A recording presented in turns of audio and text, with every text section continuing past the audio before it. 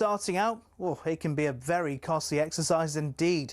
But don't take my word for it. Here's the former European champion talkSPORT's Spencer Oliver. You're turning professional and you're boxing, let's say, York Hall on a non-televised fight. You have to sell tickets to earn any money, but you have to cover the wages of your opponent as well. So if you don't have the ability to be able to sell enough tickets, you effectively have to pay to fight. A far cry then from Jake Paul facing Mike Tyson in 2024, when the purse was reported to be around £48 million. But the vast amounts of cash lining the top dog's pockets isn't the norm in a typical fight. Let's say you're lucky and you get between 5 and 10 grand. You're going to get 10 grand max for that. 10% goes to the trainer, 25% goes to the manager.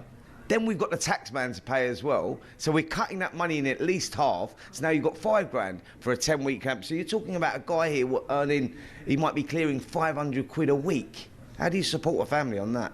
So boxers chase the dream. And, you know, there's probably 2% of them that actually make it. So say you do make it and you start to rise up the ranks. Strikers Boxing, a training academy, says the mid-tier fighters can earn more, somewhere between £10,000 and £50,000 a fight, depending on record, profile, opponent and popularity of weight class. It's only at the top level does the real cash start flowing in, with the top-tier professionals, i.e. those going for titles, earning 6 figures a fight. Something else you'll have heard of is the terms prize fighter or journeyman. A prize fighter is, as it sounds, someone who picks up fights where they can and gets a nice big check if they win. Journeymen are the fighters who take on up-and-comers, effectively used for experience in the ring. Even if they're going up against the real prospects, a young Anthony Joshua, for example, these guys will be lucky to earn more than 10 grand. So the average boxer isn't as rich as you'd think.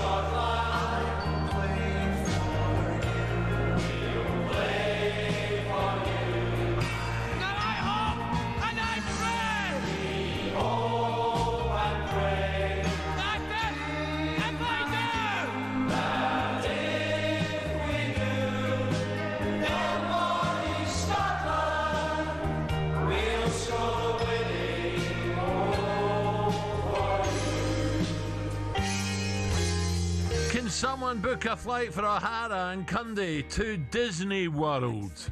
Yeah, you tubes, we're on the plane, are you? talkSPORT Breakfast with Arnold Clark. Get the UK's best used car deals guaranteed. Ray Parlour alongside me. How you doing, Al? Oh, you must be buzzing this morning. How have we done it? I tell you what, I don't know.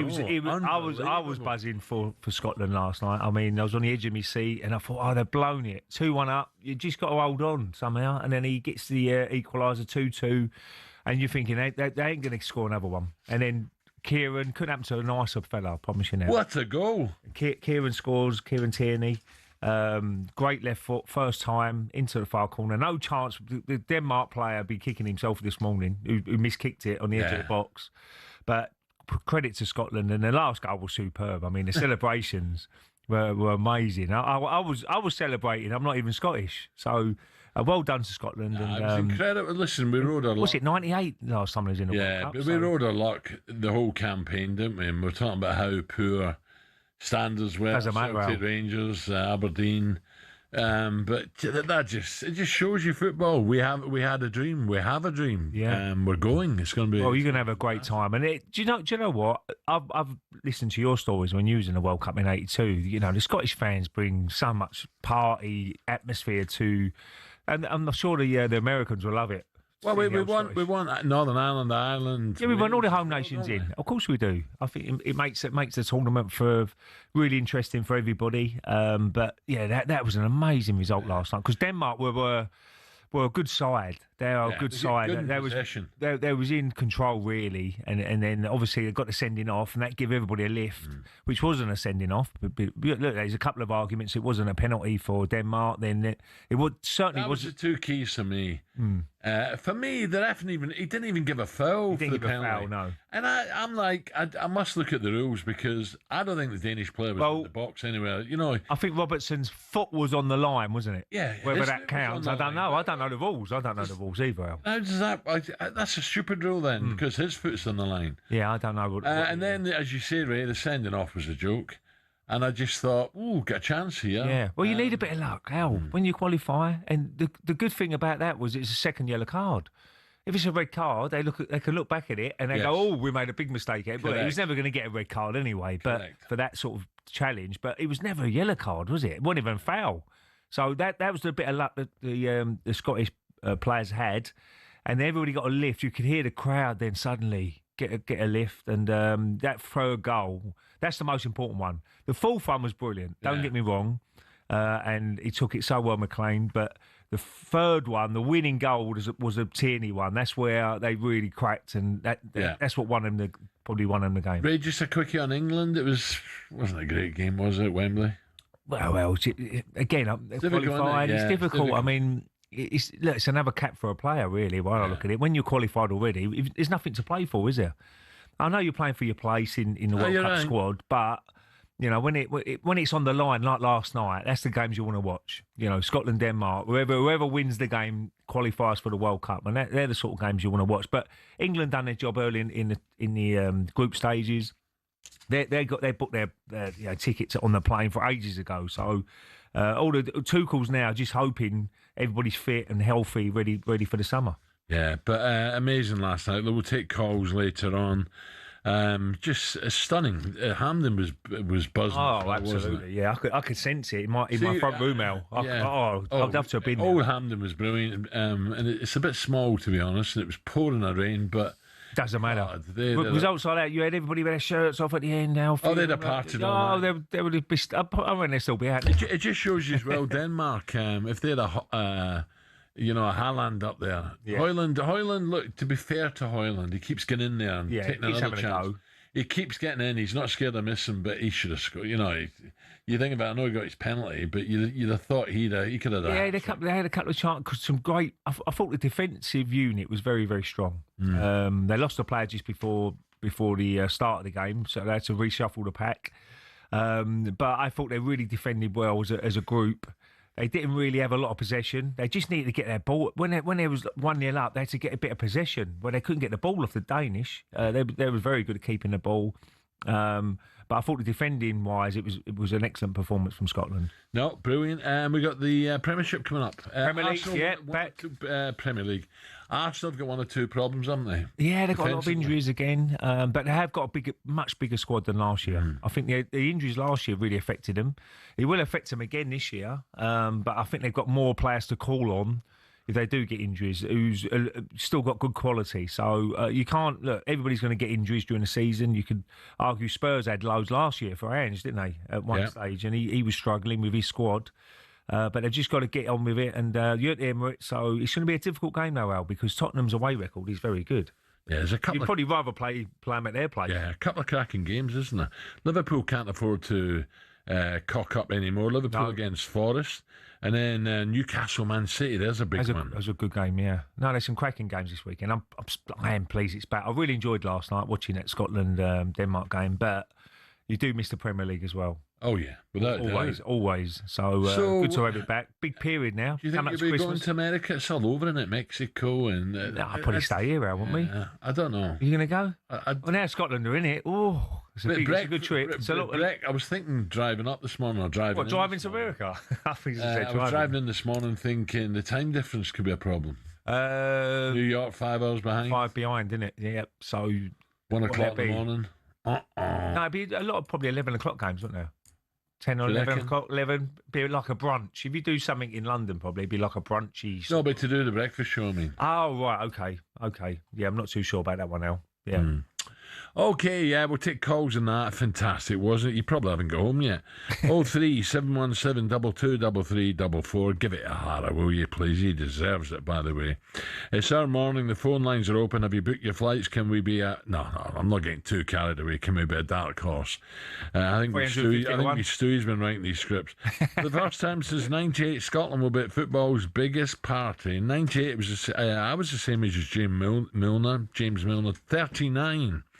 Ray was celebrating the League and Cup double. What about that, Ray? What, 98? And a 13-year-old Gabby was getting expelled from school. There you go. Yeah. Steve Clarke has become the first Scottish manager to qualify for 3 major tournaments. Here's reaction post-match. Well done. Don't underestimate how good the Danes were. Obviously, we had a really fast start, which was great, but everybody spoke about fast start, get the crowd on side. Unbelievable goal from Mr. McTominay. And then you've got that little mindset where they know they're winning. We ended up camped a little bit too much on the edge of our box. We allowed Denmark to probably control too much of the game. When we had the ball, we didn't use it well enough. Don't like to be critical of my players on the night, but we didn't use the ball well enough, and we spoke about that at half-time. I knew at some stage tonight I'd probably have to go to 2 up top. It's one of the reasons why I started Linden, and thinking that Shea and Lawrence could come in and give us a different process up front. They paid a little bit for their time wasting. We got the 6 minutes that we needed, and obviously it was a great decision to put a left-footed player on at right back. No doubt if it hadn't worked out, I'd have got a little bit of stick for that. But I'd already spoken to Kieran pre-camp, saying that we had issues. Obviously, we knew Aaron couldn't finish 90 minutes, and to last as long as it did tonight was a credit to Aaron. Yeah, brilliant, absolutely. And by the way, listen, McTominay's goal, we've really... we haven't mentioned that, have we? What a goal that After 3 minutes, what a start that was, and what a goal. His record for Scotland's unbelievable. He's a top player, Al.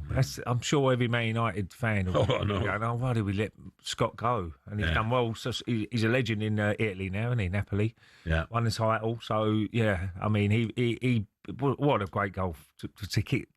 You know, that overhead kick. You scored a couple in your time, and you've got to get it spot on, didn't you? You know, it's all about timing. The height he got was phenomenal. I would have broke me back if I... No, he's the height. There, could we? Big long legs. It's a fantastic goal. So it was a great night in a rain-swept Glasgow, that's for sure. Right, we'll look ahead at the Premier. We're going to build up to the Ashes as well on Friday for all the cricket fans up there. Who's your favourite? Massive Australia? Oh, no, I think England now. Are they? Well, it wouldn't surprise me. They've lost 2 of the fast bowlers, so I think England, it'll be very, very tight. It really will. Who's coming up? We'll talk to Frank Sinclair, some big games. Sam Quick coming up. We'll talk NFL as well with Sam Coral. Rob Page, Wales. Glenn Whelan, Stoke City legend. By the way, Stoke are flying as well. And Charlie McGrew just after 9 o'clock. 44 caps for Scotland. Right, coming up 6:15 on talkSPORT.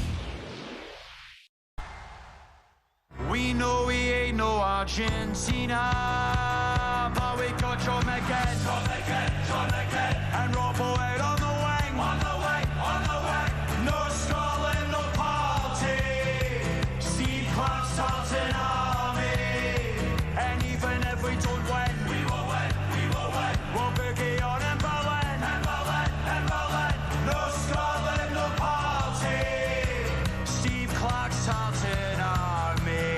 Oh, yes, it's party time for Scotland. Let's cross over to the States now.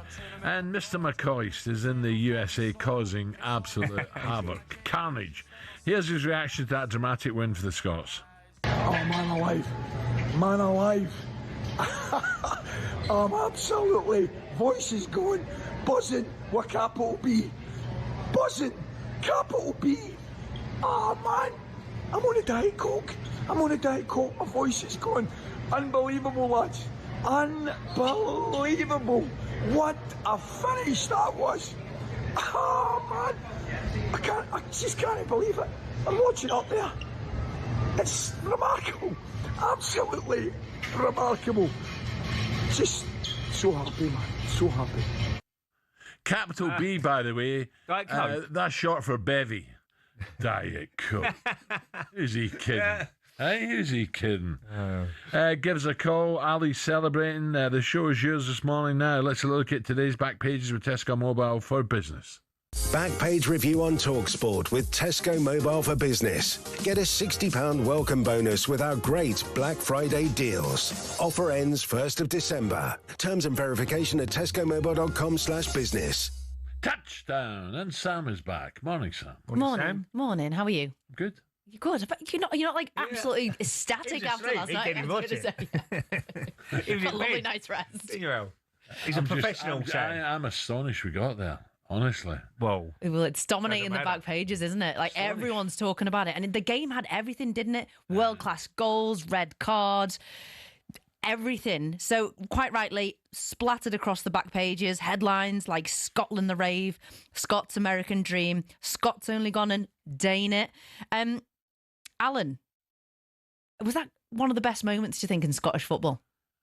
Like, was it one of the best games you've ever seen? I think if you were there, yeah.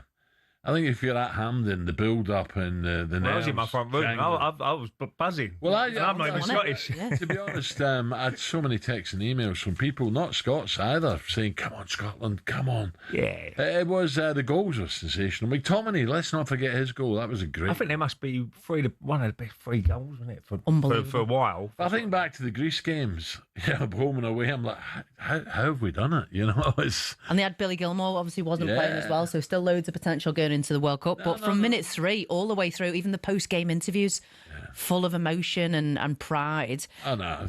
Normally we get so close and let ourselves down, but not last night. You had to really defend, though. Yeah. Because the Danes are a good team. And Ray, it's a great point. Defensively, we had to make changes as well. Yeah, no, they were very strong at the back.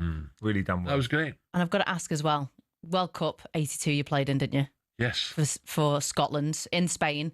Were you the youngest on the team? Yes. So what is it like then to be a Scotsman representing your country? Your nerves are jangling. You know, when you're named, I'm like, I don't believe it. You know, I had a good season that year, Ipswich. But when he says you're starting with Kenny, I'm like, what? It was my birthday as well. Sam, I know it's a bit cold outside today, but I thought you'd have his kilt on, did you? I hope not. What's wrong with that? I would have definitely thought you had it on. No. It was, listen, for them players, it's fantastic. Oh. Really, it'd be interesting who they're playing the weekend, because they're going to have some party. Yeah, well, I know. I heard Stevie Clark. Well, Steve Clark can have a party, but I don't know about Steve the as well. There was a time when people were saying, "Oh, you know, Steve's a good guy," but, well, he's. What's he been there 6 years now, hasn't he? He's been there a while. He's been a while. 2 Euros and a World Cup. Yeah. Can't complain, can you? Yeah. Also, as well, the news about Gabriel up to 2 months out with injury, a thigh injury. Right. Are you worried at this point now? I don't think you can be worried. Of course, you want him fit. You just got to get on with it, because you can't feel sorry for yourself. You just got to, someone else in the squad's going to have an opportunity to get it. What will he do? Who will he play? Mascara probably.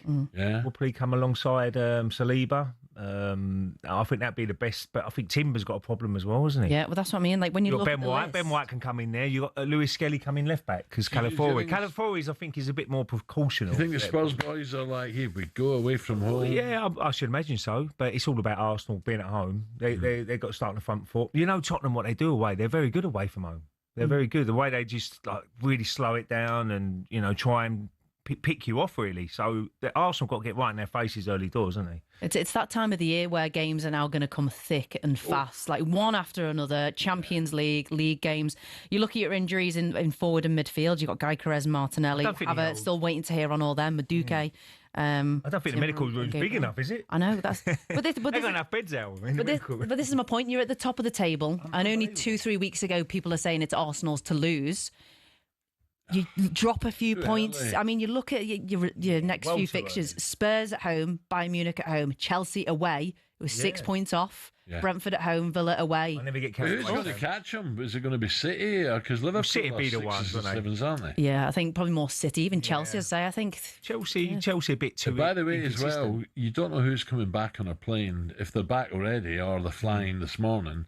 With Eagles. It's a nightmare time, isn't it, for managers, domestic managers, because all your best players go away, and then you're just hoping they stay fit, because when they come back, they could really affect the season going forward. But and the it is what it is, and you've got to get on with it. Cold, oh no, niggles.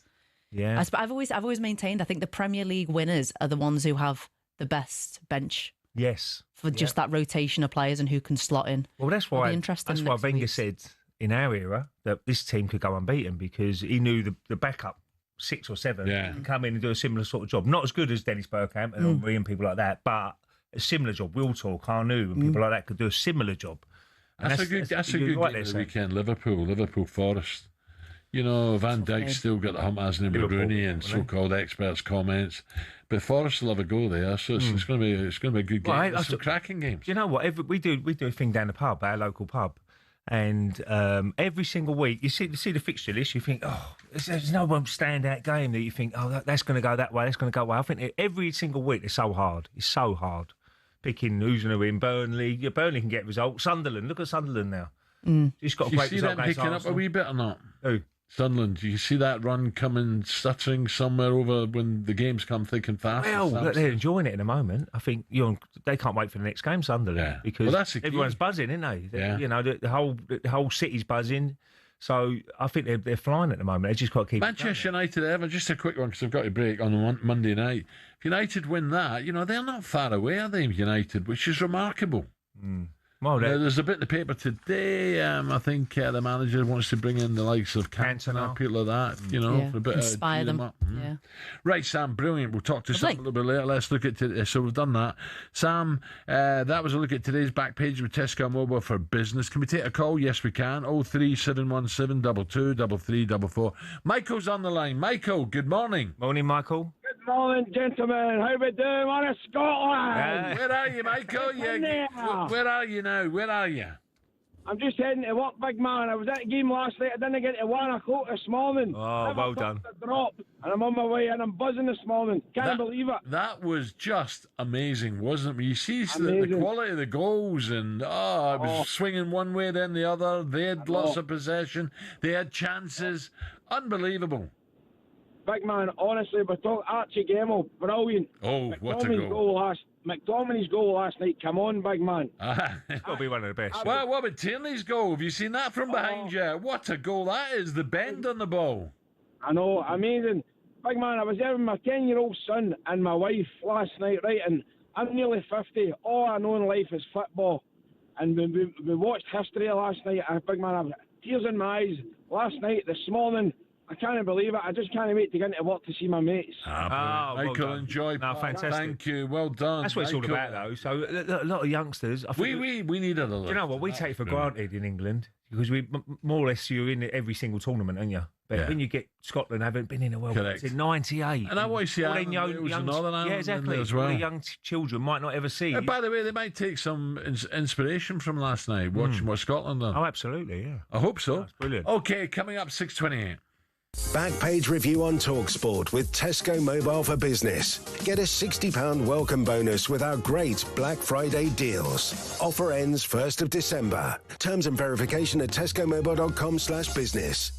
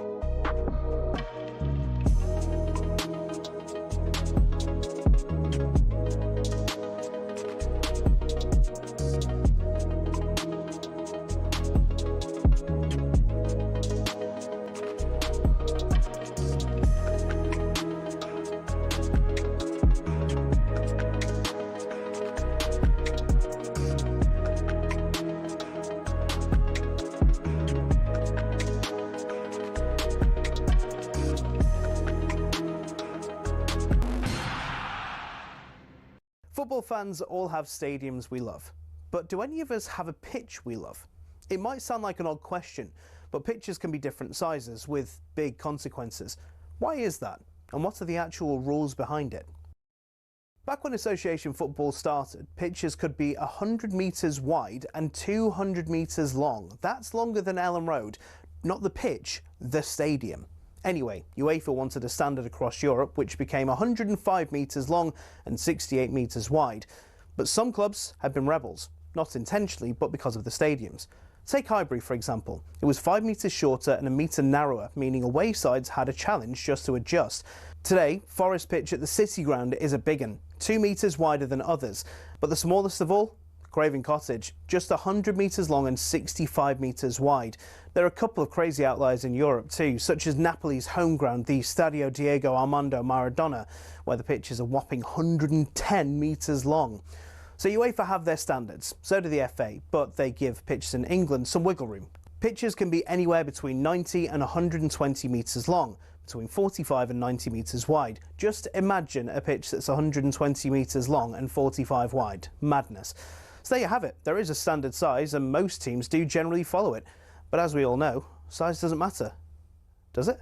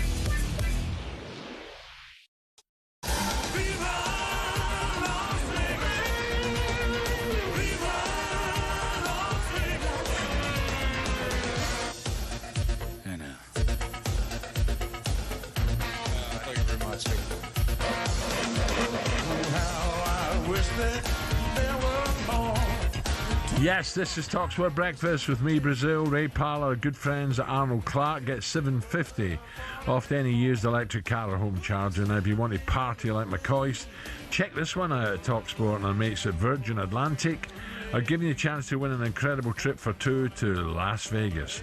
You'll kick things off in style with exclusive access to the Virgin Atlantic Clubhouse Heathrow, then fly in beautiful upper-class comfort with lie flat beds and premium service all the way to Vegas, eh? Cobra's all the way there, Ray. Bit of you. Once you touch down, you'll check in the Spa Villa for 4 nights, cheer from the stands at the Vegas Raiders, that's Ali's team, isn't it? Take on the Kansas Chiefs, and we're throwing in $5,000 cash to play with while you're there. So brilliant. $5,000 ready's cash. So clear your calendars, January 2nd to the 7th, 2026, because this could be the greatest start to a new year you've ever had. And if you're going for it, good luck. 21 plus, UK excluding Northern Ireland. For a chance to win, text WIN to 83338. Text at £2 plus standard network rates. Bill payer's permission required. Or call 03434239761. Calls are charged at standard rate. All entries must be received by the 28th of November at 4 p.m. This is a network promotion. Run across talkSPORT, Virgin Radio UK and Talk. Full terms and conditions at talksport.com. What a trip that is. You got all the games. Although, do they play Baccarat in Vegas?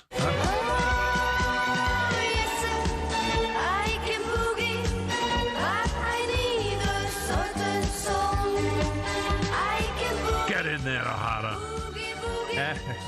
To be fair, we just had that last caller. He's done what go work, hasn't he? By the way, he won't be the only one. Imagine it. There'll be a lot of sickies today, Al, in Scotland. That's he won't be the only one. Yeah, there's a bit of flu up there, with that rain. A bit of flu up there. Night. Yeah. A bit cold out. Now, come on, Scots, let's keep the party going. That's right. Scotland are heading stateside to the World Cup. First time since '98. Our next guest has been on the Whispering Angel all night. She hasn't slept. It's a very good morning. In fact, she put that glass down. 2 weekend breakfast, so Shaban Ahern. Shaban, what a night, eh? Morning, Shaban. Oh, flower of Scotland. Morning, troops. What a night. Honestly, I'm still in disbelief. It was unbelievable. Yeah. I mean, the goals as well, Shaban. I mean, when it went 2-2, I was sitting in my upset. I'm going, no, they've blown it. I can't believe it. They ain't going to score another one. And then Kieran Tierney comes with a cracking. What a goal from behind, the bend on he had to hit it first time as well, which is always a little bit hard at times. Yeah. But, really kept his head down and fantastic goal. And then, to top it off was McLean at the end, and the celebrations were superb, I must admit. Shaban, were you there? Are you in Glasgow now? They've not told me. Where are you?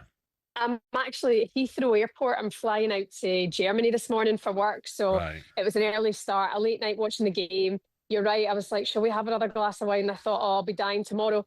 And it was just, Al, I'm so proud. There was tears last night in the house. I can't imagine what it must be like for you, for somebody who then used to play for Scotland, getting back new memories and stuff like that. It was just utter scenes. My dad, my brother-in-law Davey, they were there, and they're probably still not home yet. Just unbelievable, and it had to be a big player and a big moment to do that. And you're right, we've got more lives than a cat, Ray. I mean, we've been riding our luck. Doesn't matter. But then those bits of quality, I mean, the overhead kick from McTominay, which was, I think, just where that came from, influenced maybe from Wayne Rooney doing it on a league of their own again the other week. And, I thought maybe it was going to be John McGinn, when he curled one in, it just went wide, didn't it?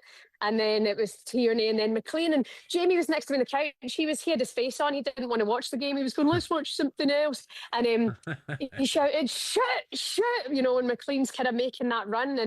And then next minute goes in, and I nearly walked my kids screaming. It was unbelievable. It was amazing. Really proud of them, and the fact that we're getting to a World Cup, I can't really remember. Well, what would be nice, Shaban, is if Northern Ireland, Ireland, and Wales can get there. It's going to be hard for them all, but it'd be just magic. I've got more clubs than Tiesto under my belt, that. And when it comes to the nations, my sister plays for the Republic of Ireland, so I'm rooting for them. I spend so many holidays of the year in Northern Ireland, and you want the Welsh to go, and of course England and their perfect record. I mean, it's great for everyone, but it's so special for Scotland. I wouldn't have trusted us in the playoff.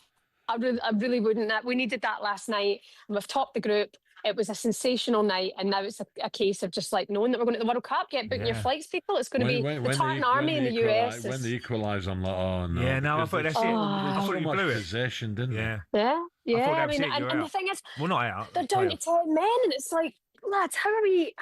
You've got so many good players in the Scotland team. How are we allowing this to happen? But 2 magic moments, that's it. Job done now. You can see from the players' social media, their Instagram and stuff. I saw on John McGinn's Instagram this morning that he was sent for drug testing at full time, so he couldn't even go in and celebrate. That happened to me. I got it. It's horrible because you're totally dehydrated in Spain. But you could be there ages. I was there for 5 hours. I started off with water, orange juice, and then it ended up as just give me a San Miguel, por favor. Yeah, six Peronis. Yeah, so and I still couldn't have a pee. Oh God! I mean, he missed out on all that. But listen, you look at the crowd, you look at the Tartan Army last night, you see the scenes all online. It does feel like we're a country that a lot of others want to do well, and you want to see them there. Yeah. And honestly, to see the experience with talkSPORT in Germany 2 summers ago was just magic. It was so magical, and knowing that the fans get to have it again, lifelong fans, big Scotland fans getting to go spend their life savings on a trip like that. It's just, it's really brilliant. Shabana, a safe flight. Thank you. Thanks, Shaban. Shabana, we'll be coming. We'll be coming. By the way, they will find the money. Oh yeah. And do you know what? And that's why I was so pleased for them. The Scotland fans deserve it. 98 was the last World Cup. I can only go back to Spain '82. They were everywhere. They were magic, honestly. Yeah. And last night, the lobby piling into 28 years ago. They're saving up already. Yeah, absolutely, and they deserve it. I was watching the old news there, and it panned on to guys who've been to every single qualifier. Yeah. It just shows you, the passion. Best night of my life, one of them said. Oh, absolutely. This is bigger than my grandchildren. Yeah. So, that's what it's all about, football. And well done, Steve Clark, as well, and his squad. I like Steve, and I think Alan Irvine, his assistant, he used to play for Queen's Park before he came down south, so Everton. I don't know, did Steve play as a player in that? Yeah, Chelsea. Yeah. No, did he play in Scotland? Was he in that squad? I don't know, but I'm not too sure. By the way, I must get up my phone. Someone sent, one of my old school friends sent me, that's when you're getting old. They start sending you pictures when they were young, and we were young growing up. And someone sent me a nice picture of the Scotland squad and then the under-21s, and I'll show you some of the under-21s. Well, if you go through your team, Al, 82 compared to the team now, you've different level, isn't it? Yeah. The team you had. Yeah. Well, every single player's playing at top level. In those days, you're Andy Gray, Joe John, Alan Hansen, Souness, Dalglish, Hansen, Danny McGrain, Strachan, John Robertson, Serious players, didn't you? No, Georgie Burley was there. George had a game in '82. There was some Davy Neri scored that great goal. I've been told Steve Clark got 6 caps. Scotland. 6. So I might probably not been involved. Fullback he was. So he's probably not been involved in the World Cup. So listen, he's a quiet he'll be over man. the moon now. I saw him at Parkhead at Celtic. Was assistant. Was it a cup final? No, it was a Celtic Rangers game. But it was. He's very quiet, unassuming. Yeah, he likes a day at the races as well. Well, I'm sure he'll be partying. Last night he would have been, and tonight. I should imagine. Well done, Steve. Well done, Scotland. Well done, Steve. Brilliant. Okay, 6:42. Superstar Breakfast preview on talkSPORT with Travis Perkins. Download the new improved app to easily manage your accounts and quotes. Okay, still to come. Yep, we're keeping it going, Scotland fans. How hungover are you this morning? You're at your first World Cup in 28 years. I can't believe that. You must be absolutely buzzing, just like this Scottish fan. This is last night. I'm 27, born in September of 98, right? So this is my first ever World Cup seeing Scotland there. Yeah. I've not stopped crying since Kieran Tierney scored, mate. I'm not going to lie. 03717 223344 is the number. By the way, I'm so pleased for Kieran Tierney. Yeah. Do you know what? Great pro, went to Arsenal, had terrible injury problem. One of the nicest lads you've ever met. Yeah. I've met so many players and always respectful, and he's just such a nice man. He was so good for the dressing room area as well. Everybody loved him in the dressing room at Arsenal, so I'm so pleased for him. He's gone back to obviously Scotland. He's probably missed home a little bit, if I'm being honest. He's gone back to Scotland, and he'd be absolutely buzzing this morning. Up next, we're going to be joined by the Australian journalist who said last time he was on he didn't know who any of the England bowlers are, and he said it'd be a whitewash for the Aussies. He might well be proven correct. We'll see. Does he know the Australian bowlers now? Because Cummings we knew was out, and Hazelwood out now. We'll discuss that next. That was a look ahead with our good friends at Travis Perkins. Superstar Breakfast preview on talkSPORT with Travis Perkins. Get free next day track delivery. Head to travisperkins.co.uk or download the app.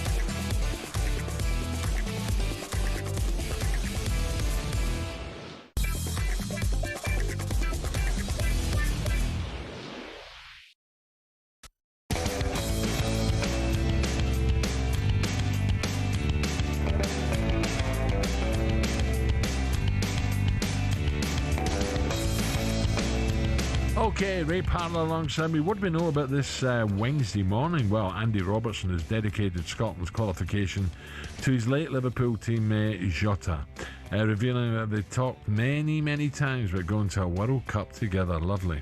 Across the pond, Haiti have qualified. Oh, black magic. Ooh. That's the island, isn't it? It's a bit voodoo. Haiti have qualified for the first World Cup final since '74, so well done them, that despite playing all the qualifiers outside the country, there's terrible turmoil in Haiti at the moment. Curacao, meanwhile, will be at the tournament for the very first time. Where's that? Is it the island? Won't have a clue. It's out. I think it's Caribbean islands or something like that. Who's Steve McLaren manager again? He's Jamaica. Yeah. And Premier League 100 Club member Darren Bent says Simonia? Good player, by the way. Semenya. Yeah, good player. Good player. From Bournemouth. £65 million release clause is an absolute steal. By the way, there's one or two of the big boys all looking to try and pinch him. What a season he's had. Here's Benty on Drive yesterday. He's shown flashes at a time when he's been at Bournemouth, but it just feels like this season it seems like it's all coming together.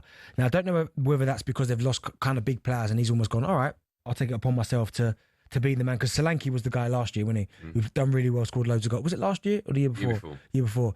Yeah, it's like the year before. But this season now, I mean, he has exploded out the traps and he just looks really comfortable in himself. I know he's had not a dry spell, but last got a couple of goals he scored were against Fulham, but he is still causing... Every game you see him do something and you go, oh my goodness. Darren Bent and Semenyo, good player. Antoine. Everyone's 60 million now, isn't it? I'm just hearing Steve McLaren has resigned. Oh, was he? It's Jamaica, man. They drew last night. You sure they got through? They drew last night, didn't they? I think it was 0-0, wasn't it? Oh, they didn't get through. They didn't get through. So who went through? Trinidad? Oh, Curacao. Ah, that's why. Sorry. He's resigned. Yeah. God, you can't keep a track of them all, can you? Because Steve McLaren played Dwight York's Tobago, didn't they? Trinidad Tobago. Yeah. So he's that's it. He's what a shame. What a shame. There you go. Ray, which team need him most? This is Semenyo. Who are we talking about here? Oh, I think right hand side, powerful, quick. Most teams would certainly be interested in Semenyo, definitely, because he's really stepped up. £65 million now. If you look at what the market value is, everybody's 60 million plus now, aren't they? Especially if you're a forward.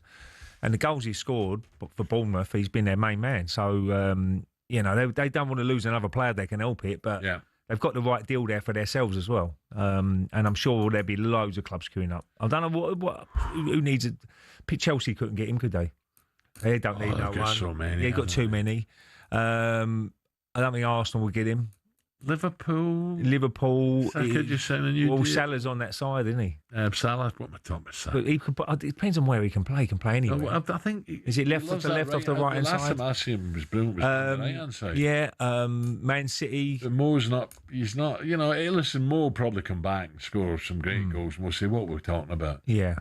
But no, I think most clubs would be interested, certainly, because he's been a fantastic player for Bournemouth. Right, OK, on Friday, as we're looking out the window, it's lashing down, by the way, really cold as well. Golf today, Al. Let's talk Ashes. It's just 2 days away now from Perth, and we can't wait. That's it. It's all over. Australia win in Hobart. They win the 5th Test, and more importantly, they win this Ashes series 4-0. They understand it, and they know that they're playing for the Ashes. They're the custodians of the Ashes, when loads of us has-beens and never will-be's have been there before. Now it's down to these guys. It feels like we've got a great opportunity, more so than that I've seen in the last 15 years. We've got a great opportunity to go there and do something special. This series is the first time since probably 10-11 where I've sat here and gone, England have got a chance. Put the beer away, put the champagne on ice. 24 years of pain in Australia. Finally, they're beaten at home by England. History suggests we need to start well. If you go down in the first test, it's a long way back in Australia. They've got their best chance to beat Australia in Perth right now with the team that they've got. Yeah, so Australia, I'd be interested when we speak to Coral there, the pricing. Have England hardened up a little bit with the news coming out of Australia.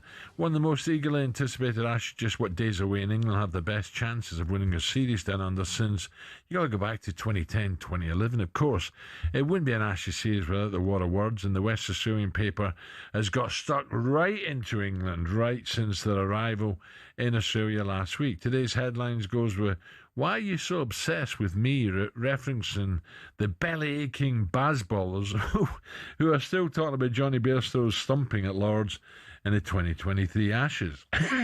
Excuse me. Right, someone who can explain exactly why the Aussies seem to be rattled already, or are they, is Australian cricket writer Malcolm Conn. We speak to Malcolm again. Malcolm, good day. Hiya, Malcolm. How you doing, Malcolm? Good morning, guys. Malcolm, first of all, couple of injuries. We knew Cummings was out, and then Hazelwood. So is that a major problem for Australia in the first test? Well, it's clearly a major blow. I mean, he's a wonderful player. Sharp, tall, hits the pitch hard, and bowls the top of off stump all the time. He's quite Glenn McGrath-like, really. He's almost up to 300 wickets. So real surprised that, because he was initially cleared, didn't feel right, had another scan, and they found that he better have a rest and try and come back for Brisbane. So, yeah, it was a surprise, and he will be missed. Malcolm, is interesting. I'm sure you picked up on it over the other side of the world, with the England skipper having a pop at the so-called has-beens about England's preparations, having a go at Gucci, Darren Gough, Sir Ian Botham, people like that, saying, just, they've had their day, basically. We know what we're doing. Our preparation is correct. That must have brought a little smile to your face.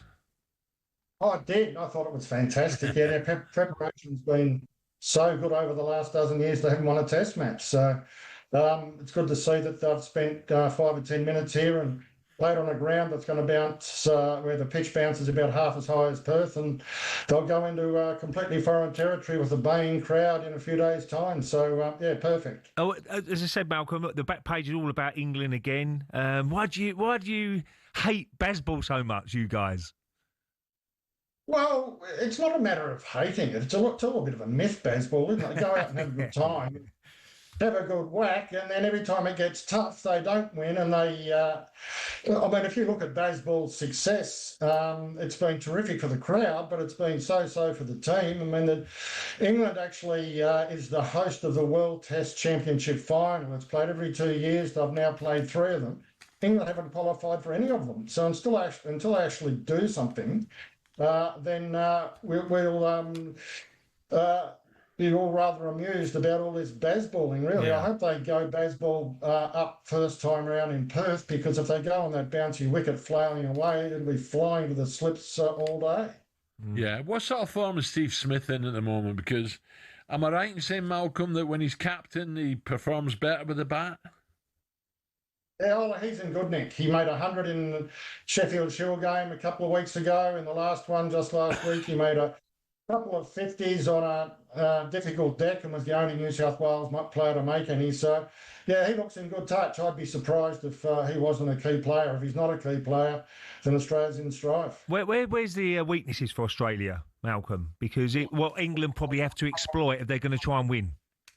Bowling, well, they've got to knock the top off the Australian batting order, and we're still not quite sure what it's going to be. We don't know whether Labuschagne's going to open the batting and Green batting at 3 with Webster the second all-rounder at 6, or do they dump Webster the second all-rounder, which would be really tough given his last year. He's been good.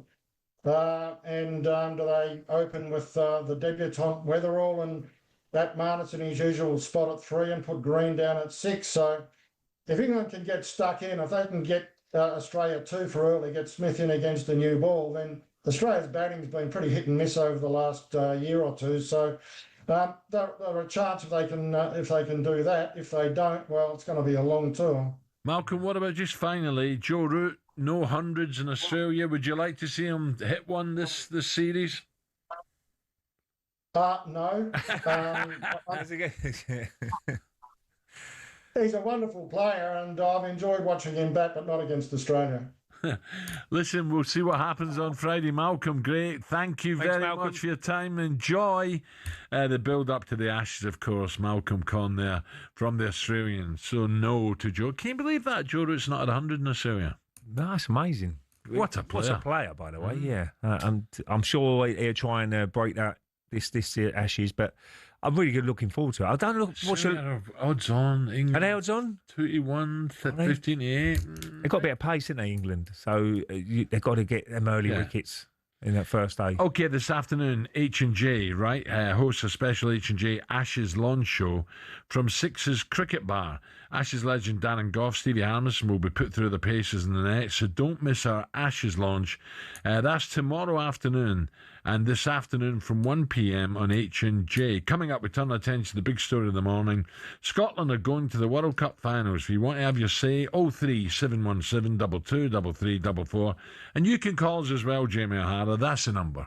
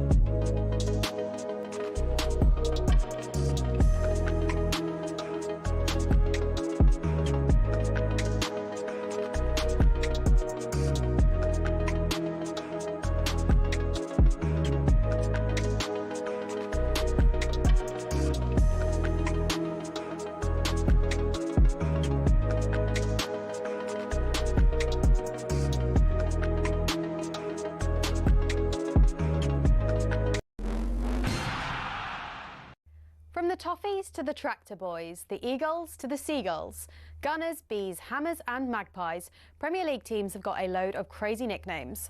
Ever wondered where they came from?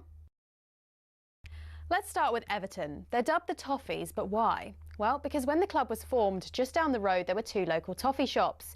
Ye Ancient Everton Toffee House and Mother Noblet's Toffee Shop were big fan favourites. Next, they say if you can't beat 'em, join 'em, and that's exactly what Ipswich Town did when it came to their nickname. The term Tractor Boys used to be chanted by their opponents as a way of putting the team down for their farming background. But during one game back in the late 90s, Ipswich were 1-0 up and they decided to flip the script. 1-0 to the Tractor Boys, they sang, and a new nickname was born. Let's head to Leicester, famous for more than just a red, well, orangey cheese and Jamie Vardy. Leicestershire's also the birthplace of fox hunting, hence the Foxes. Next up, turns out apples are not the only fruit that don't fall far from the tree. Bournemouth's nickname, the Cherries, comes from the fact the club's stadium was originally built right next to a bunch of cherry orchards. This next story actually involves two club nicknames. It started with Crystal Palace. They were having an absolute nightmare run back in the early 70s. They'd been relegated after a terrible spell, and manager Malcolm Allison decided enough was enough. He wanted a new nickname, something strong, fast and destined for success. Something exactly like an eagle. But there's more to this one. Brighton were in search of a nickname too, and Palace finally gave them what they needed.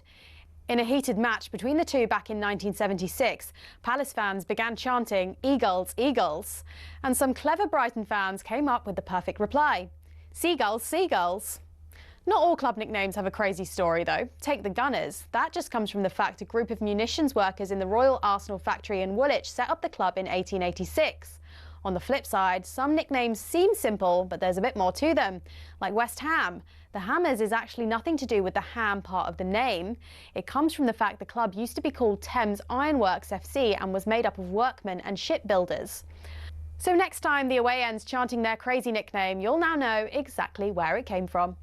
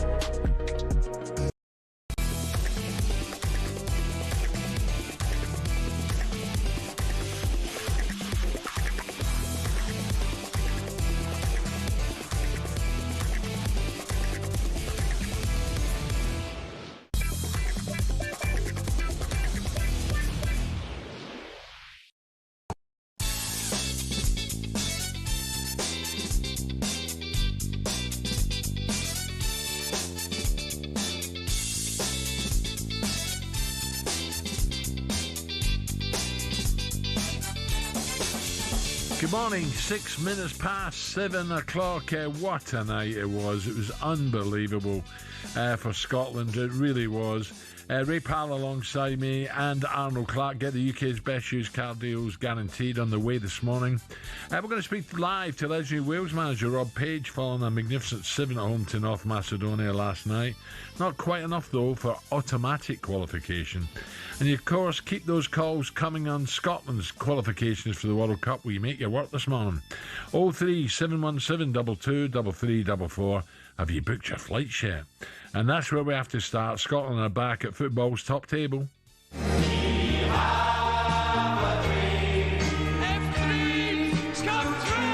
play by Gemland again. 3-1. A brilliant individual goal by this hard little professional has put Scotland in dreamland. Collins against Taffarel. And he finds the corner. Taffarel went the right way, but couldn't reach it. Isn't it the hope that kills you? The opportunity to avail yourself of hope and cling on to that thought process. Watching it drift away and the opportunity escapes Scotland yet again. Sadly, Scotland have not sealed the deal. It is Scotland 2, Denmark 2. The goal coming from Manchester United's Patrick Doggy. Right, YouTube. Here we go. Listen to this. Scotland are going to the World Cup finals. Kenny McLean has launched the ball over the head of Kasper Schmeichel. 50,000 inside Hampden go crazy. Man alive. I'm absolutely, voice is going, buzzing, what capital B. I'm on a Diet Coke.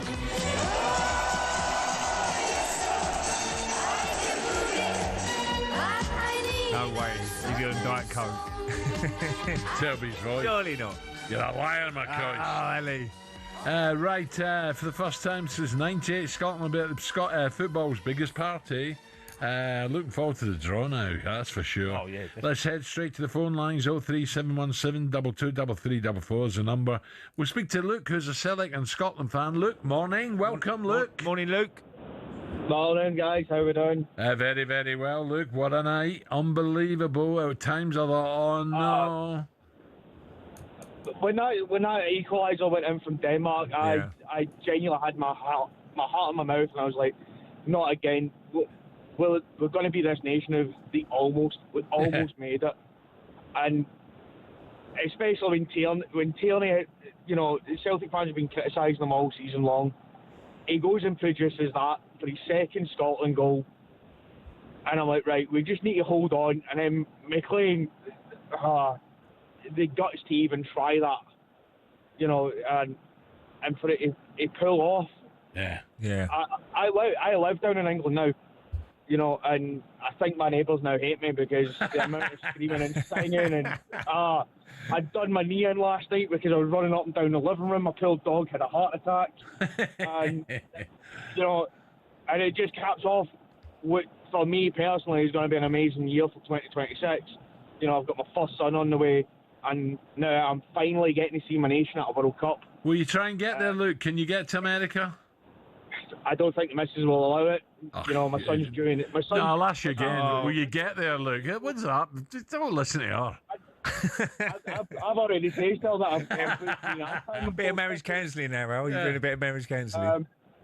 But yeah, like the last time I've never seen my nation at a World Cup finals. The last time we were there, I wasn't even a year old. Well, I remember Spain in '82. They were everywhere. There was tartan, absolutely everywhere. Look, fantastic. Well, they'd be buzzing. I mean, most Scottish fans. I was buzzing for Scotland last night, and I'm English, so I think everybody every nation was hoping that Scotland could do it. We don't want to see Denmark go through, do we? Do you know what, Ray? I'll never forget. They've been in the headlines a few days ago. The Falkland Islands. Yeah. And I was co-commentating. I was out there, and I went down the harbour. There's this boat coming from Aberdeen with a Tartan Army on it, and if you'd have seen them getting off this boat, and probably a few got off because the Falklands, Falklands is right. Sorry, not the Falklands, Faroes. It's right in the middle of the Atlantic, right? It's on the way to Norway, the Faroes, and I went and I looked at one of the guys. I went, "You all right, pal? This is bad crossing." He went, "No, the bar." We finished the I think it must have run out. They couldn't walk, by the way. It was they go everywhere. So for those guys, we've already seen guys on telly, we've heard guys on the radio, best night of their life, best ever night. Yeah. It's just fantastic. You don't realise what he does for you. Right, let's get more on. John is now for more as a Scottish football journalist, Josh McCafferty.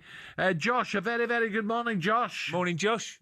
Good morning, guys. How are you doing? Oh, Josh, it was just, it's a roller coaster with Scotland, isn't it, Josh? Just one, you're saying get to half time, 1-0, and then they equalise, and you think, oh no, it's going to go pear shaped again. Unbelievable night. Yeah, from a journalistic perspective, it was a quite incredible 90 minutes of football. It had everything really. 6 goals, a penalty kick, a red card, a goal from the halfway line. It was just sensational from a Scotland perspective. I woke up this morning and I pinched myself because I thought, was that all a dream last night?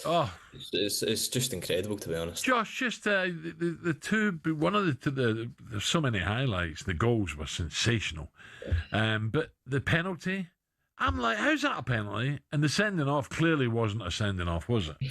Yeah, well, I think maybe justice was served in the way that Scotland conceded the penalty. Still question marks over that for me. And then the second yellow card, I think John McGinn does really well to buy it, actually. Yeah, so good on fouls from people, from the boy Christensen, and he gets sent off. I think his first yellow card was a stupid, cynical foul, and his second one was a stupid, cynical foul as well. And even with 10 men, to be honest, though, I thought Denmark played pretty well in the game. Decent side. Yeah, good side, Josh. But, you look back at those goals. I mean, for me, Tierney's one is the main one because, to go 3-2 up, I thought it was getting a bit flat, and I thought, they've blown it now. When they got 2-2, you're thinking, they ain't going to come back from this. And Denmark will see it out and get the 2-2 draw like they need. But that third goal, Josh, do you see Tierney's goal from behind the goal, the bend on it? What a finish. Yeah, it was an incredible goal from Kieran, to be honest. And I'm so delighted for him because he's been to hell and back with his injuries over the past number of years. And with Celtic, he's come back here this summer and he's had a bit of flack, a bit of criticism for his performance levels. But last night it was a great moment for him, and you could just see what it meant to him, and he takes his place in the pantheon of Scottish greats now. And all your Al, all your journalists in Scotland must be absolutely buzzing, because you might be able to get a nice trip to America to Scotland. I know. I'm not sure if I'll be going and working there. I certainly hope I am. But I wasn't there last night. I was off duty, which was actually quite nice. I got to watch the game with my dad. But I'm hearing stories from the press box at Hampden Park last night. Bodies flying everywhere, people going mental. So, no, certainly a great night. Nah, it's going to be great. Josh, well done. And Stevie Clark was very, very...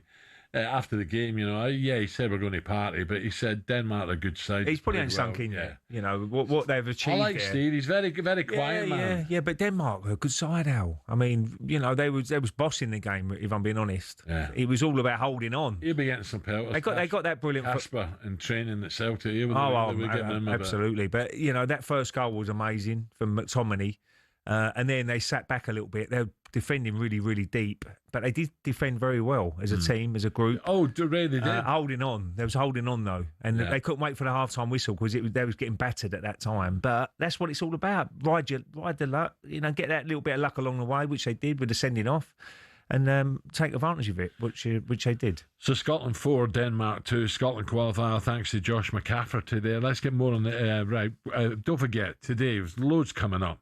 Today's episode, talkSPORT Scotland reporter Paul Mitchell he's going to join Ollie Klink following that dramatic last gas win. God, a dry mouth over Denmark, which she's a Tottenham qualifier. It was a Malta.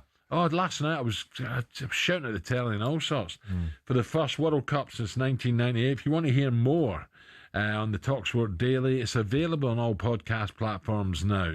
So that's Paul Mitchell joins Ollie Klink, okay? Coming up, the Scotland party keeps coming on. 03717 2244. That is your number to call. Come on! And roll away on the wing. On the wing. No Scotland, no party.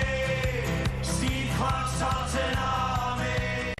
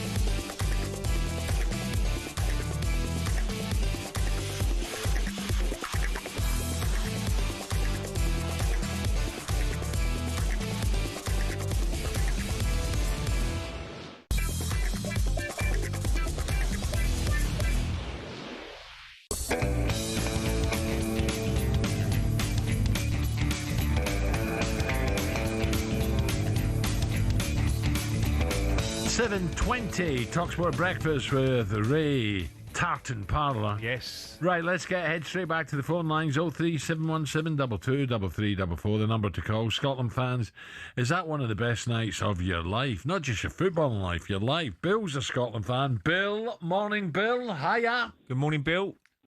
Good morning, Alan. It's just unbelievable. I get back to the days when you were playing games at Hampden against the Czechoslovakia 73. Oof. I'm 70 years old in March, and I didn't know what I wanted to do. I know now.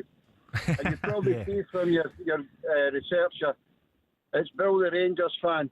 Yep. I love Kieran Tierney. Bill, that's interesting. Bill, listen, he's been getting a bit of stick, Kieran, hasn't he? And Celtic fans are, as you know, like Rangers fans, there's a lot of unrest. Poor old Kieran's been getting a bit of that. After all the injuries he's had going down to Arsenal, Ray says already in the dressing room at Arsenal, the boys loved him. He's a genuine, really nice man. So when that went in, especially when I looked from behind the goal, from behind him, the way it bent, what a goal. He won't score a better goal than that in his life, or a more important goal. More important. He certainly won't, Alan. The guys like him and Andy Robertson, they're a throwback to the old days. They've worked very hard to get what they've had from football. Yeah. And I'm just so pleased that they've got the reward. By the way, Bill, defensively as well, we defended. I know we lost a couple of goals, but you know there was a change, and they all got together, and they really put their bodies in the way. We defended really, really well. Fantastic. And the thing is, even with the change at the start of the game, with Shooter not being able to play, the guys knuckled down. The two, I was listening to your colleagues last night in the sports bar. You know what? They should have a look at themselves. They had their "has anybody seen" already for us, but they'll need to rewrite their scripts. And thank you to Ray for congratulating us. We know the reality, but it's just wonderful for the whole nation. Bill, well done. Bill, just a quick one for you. Are you a little bit happier, a little bit more stable at Rangers now? I think it is. A bit more stable, but Alan, I don't know who's going to score the goals. I think that's the difference. If you score that first goal, you know with the Rangers and Celtic. Celtic suffered a bit with Kyogo going. That first 10, 15 minutes you score the goal, it's a different game. I don't know who's doing that for Rangers at the minute. All right, Bill, thank you. Well done, Bill. Last night. Thank you. Right, there's Bill, the Rangers fan, Scotland fan. Keep them coming. 03717 22 3344 722. Sam's back. I am. We're going to be talking a little bit about Kobe Mainoo. Of course, he's been struggling to get minutes. Do you think? Even? Do you think it'd be... Pardon? Kobe, do you think he's going to... I've not read all the papers today. What are they saying today? Yes. So he's, I don't know what you're saying. Sorry, I'm speaking too fast. Sorry, Alan. So he's obviously struggling to get minutes at Manchester United. I mean, he's leaving. Yeah. Well, just I'm building it up, Alan. Wait, I'm building up the suspense. I got the wrong guy. Only featured as a sub in 7 games so far this season, and keen, quite rightly, to find minutes elsewhere. Now, he was obviously linked with Napoli this summer. The club blocked that move, saying that he just needed to work harder to get his place back. But now the talks have come back, and the possibility for him to go to Napoli on loan in January. Now, he's only 20, and if you think about it, he was starting for England in the Euros, and it's such a shame it's come to this point. He can't get in the squad. I presume it's because Bruno Fernandes is ahead of him. Just what are your thoughts on a young player of that calibre then having to leave a club like Man United to go abroad for minutes? I'll be brief. He's only 20. And when you get that highlight, you know, when you're suddenly, people are raving about 18 years old, it's hard then, Sam, to suddenly not been playing and be part of the squad, and you start shrugging your shoulders saying, what's the point? I want to play. He's dropped off a little bit in training. So we don't see him training and stuff like that. Has it gone to his head a little bit? I don't know. That's the big problem you have. People build people up so much and then have that little bad spell that the guy is. I don't know what his character's like. But he's looking at the World Cup squad again. He's well behind that at the moment, isn't he? So for argument's sake, say, for example, like he's training fine, he just can't get in the squad for whatever reason. He's got to be patient. He's just got to be patient. So is it a good idea for him to go on loan to Napoli? Because we see the likes of Billy Gilmore went over there, McTominay had really positive impacts. What are your thoughts? Well, if he's guaranteed to play out there, is he guaranteed to play at Napoli? I don't know what the central midfield area is at the moment. He might do. You know, he might well, if he does, then there's nothing wrong with that to go and play for 6 months or the last bit of the season to really get his form going again, and maybe he can get into the English going to squad. different countries, well, different language. That's all great Culture, for young kids. It's really good. You know, if he's unhappy at Old Trafford and he doesn't think he's getting a look in unless there's 2 or 3 injuries, go on a loan deal. It's only to the end of the season. Yeah. And then if he does really well at Napoli, that could put him in a shop window for the England squad, maybe. If there's injuries in that position, who knows? He's got to get his regular game for a club going before he can think about England. I think. I agree. And I think it's fascinating as well when you look at young players moving abroad, and we look at Scotland's win last night. Just taking a few of the players from there. Obviously, Billy Gilmore was injured, but Scott McTominay, how he's evolved since leaving United. He's not as big as Maradona, but he's up there. Yeah, but in Napoli. Che Adams, who's in Torino, he's obviously went over from Southampton. Yeah. Lewis Ferguson at Bologna from Aberdeen. He's done great. Young players who are playing at you would arguably say a better level than the team they came from. Yeah. So surely getting more players abroad to then maybe, like you say, bring back to Man United in the case of Mainu. Is it wages are the problem? Mm. Do you know what I mean? You know, he's a young kid, but he'll probably be on big money. And would clubs pay that money? You know, that there's all sorts of stuff. Well, for a loan fee, they would probably. Yeah, but is he going to get the same dough? You know, the Manchester United might say, lovely, we'll have that. You can have him for 6 months. You pay his wages. Yeah, or half and half. Yeah. Yeah. You know what I mean? There's a bit of a buy. There's always a deal there. So complicated now. But I'd suggest that he goes and plays regular football. If he can. In this day and age, Alan, I did put into AI what are the benefits for a Premier League young footballer to go and play abroad. And you touched on some of them. Exposure to new styles and culture. Yeah. Increased game time, of course. Higher or different levels of competition. Global exposure. Personal growth, border network, and almost this one as well, a move abroad can provide opportunities for more regular first-team football, especially for younger players who may not be getting minutes at a big Premier League club, which is bang on, isn't it? You could have a nice swim rather than the Manchester Ship Canal. You can have a swim in the Bay of Naples. Yeah. But the food's better there as well, isn't it? Yeah.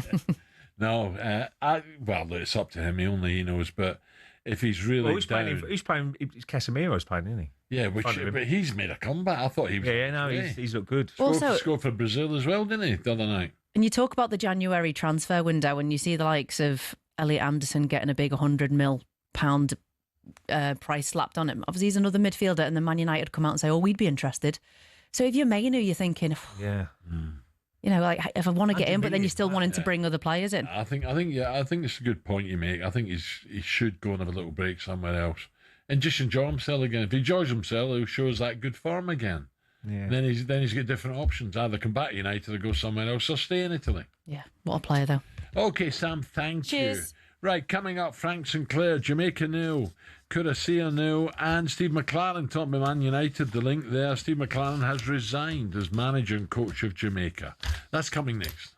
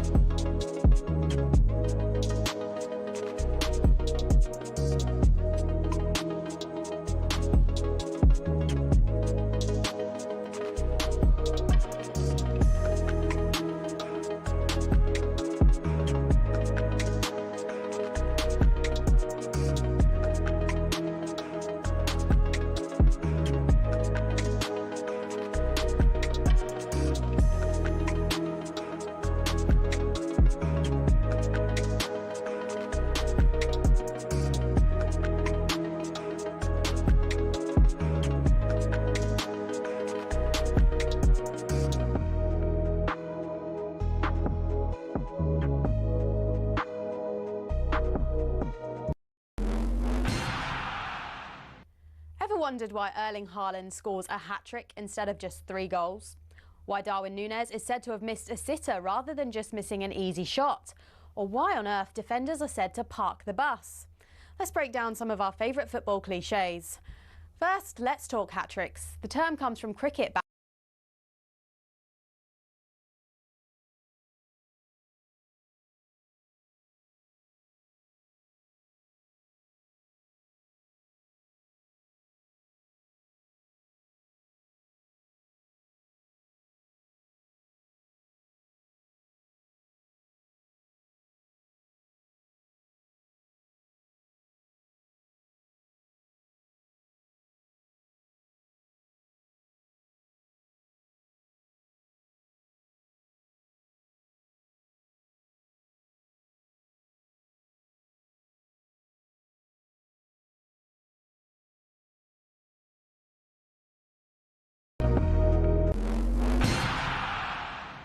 More green jackets have been lost at the 12th than at the Augusta City Dry Cleaners. Rory McIlroy knows this better than most.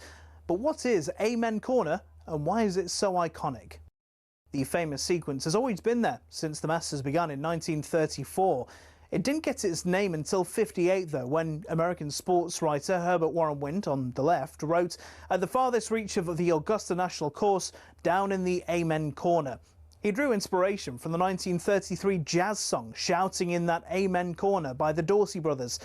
The reason behind its difficulty is all in the sand and the water. Tournament officials don't even bother to count the balls lost in there each year, such is the sheer number. The 11th, named White Dogwood, is a downhill 520-yard par 4 with a pond to the left of the green and a bunker to the right. Both cause a lot of trouble each year.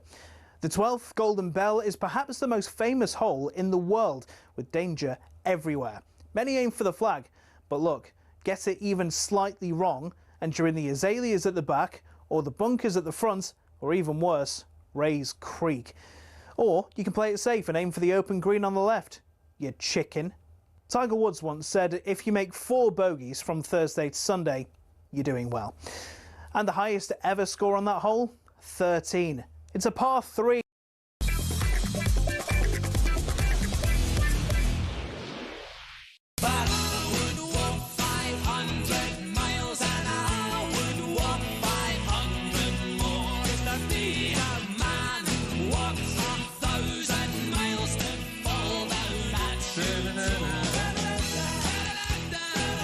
That's interesting there before we get back onto football. Amelia talking about relying on America. We've relied on America for the last 25, 30 years, haven't we? Yeah, probably. Someone told me the other day, I don't know how accurate it is, there's more traffic wardens now employed than there is active full-time soldiers. Is that right? That's what someone told me. I don't know if it's correct or not, but it wouldn't surprise Military. me. talkSPORT Breakfast with Alan Brazil Ray Parlour and our friends at Arnold Clark gets £750 off any used electric car or home charger. Yes, it's a Scotland loving this morning on talkSPORT Breakfast. We head straight back to the phone lines. The number 03717 223344. It's not a lot. We don't have a lot to shout about, do we? But last night was just fantastic. John's a Scotland fan.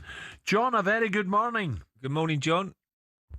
Morning, boys. What happened last night? Oh, jeez. Listen, big man, just a couple of things. Actually, before I start, sorry, what do you want to say, big man? Go on. No, go on. Right. Crack on. No.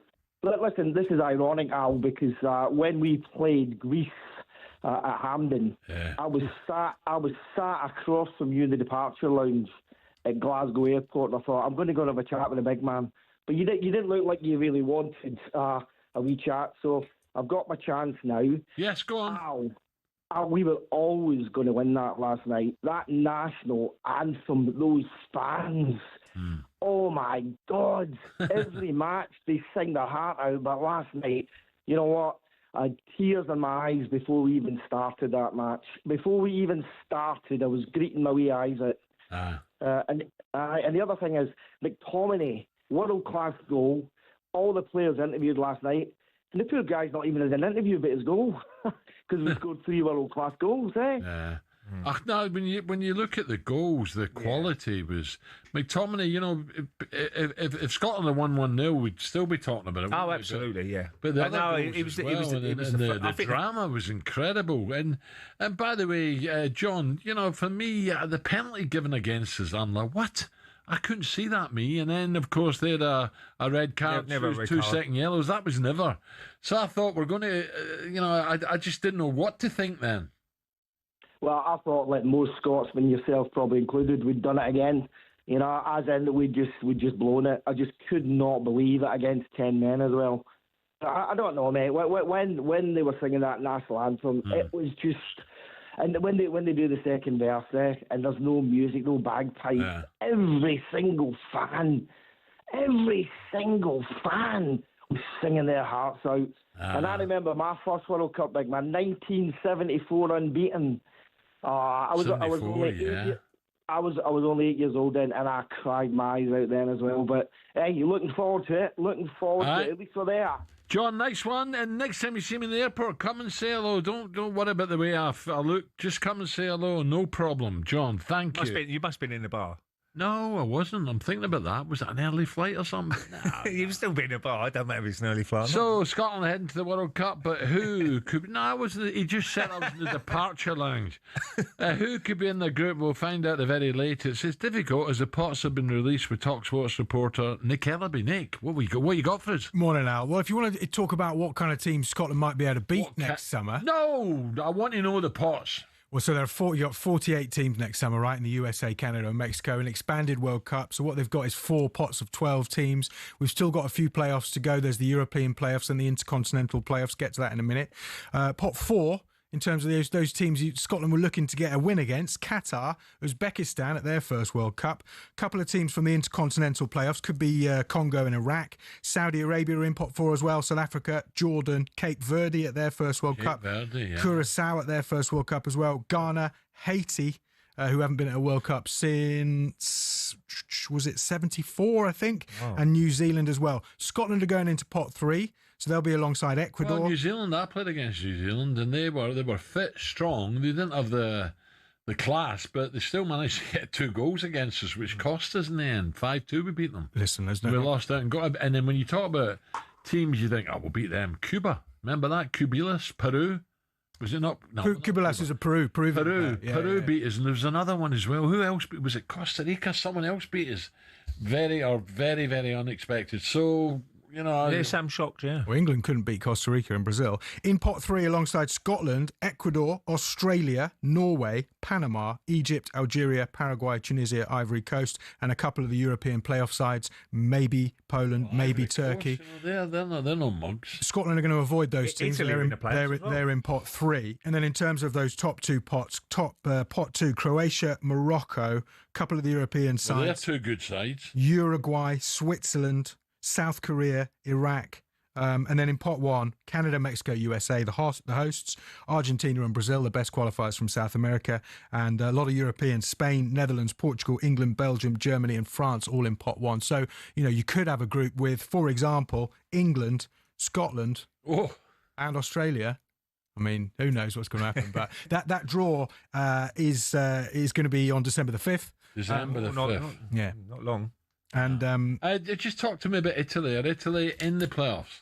Italy are in the playoffs. They've had shockers of late, haven't they, qualifying? Well, their manager Gattuso has been complaining about this because he thinks there should be more places for European sides. He was saying it's actually harder to get into the World Cup than the Euros. He thinks there should be more places for European teams. I mean, Italy had a bit of a nightmare. Because the standard of football. Lost twice to a really good Norway side.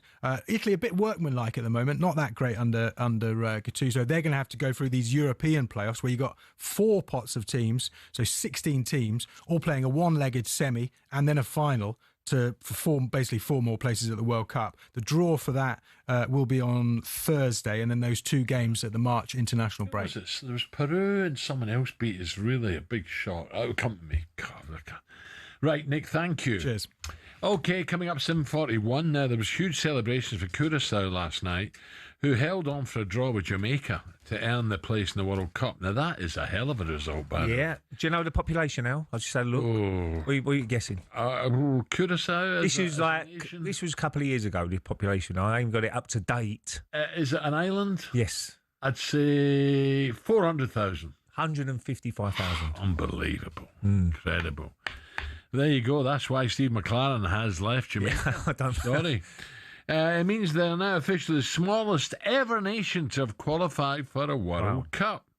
Jamaica, on the other hand, manager Steve McLaren has gone from, I like Steve, Wally with a Brawley to Berk the Jerk. Oh, come on, give us a break. That's a bit strong, that. As in jerk chicken, that is out of order, Ollie. Berk the Jerk. The news has just broke this morning that Steve has officially left his position as manager, but he can still qualify through the playoffs. So let's try and understand where it all went wrong. Let's speak to former Jamaican defender Frank Sinclair. Frank, a very, very good morning. How you doing, Frank? Morning, Alan. Morning, Ray. How are we? Frank, that's a big surprise, by the way. Listen, I'm undervaluing Curaçao, how well they've done, but Jamaica surely should be beating them.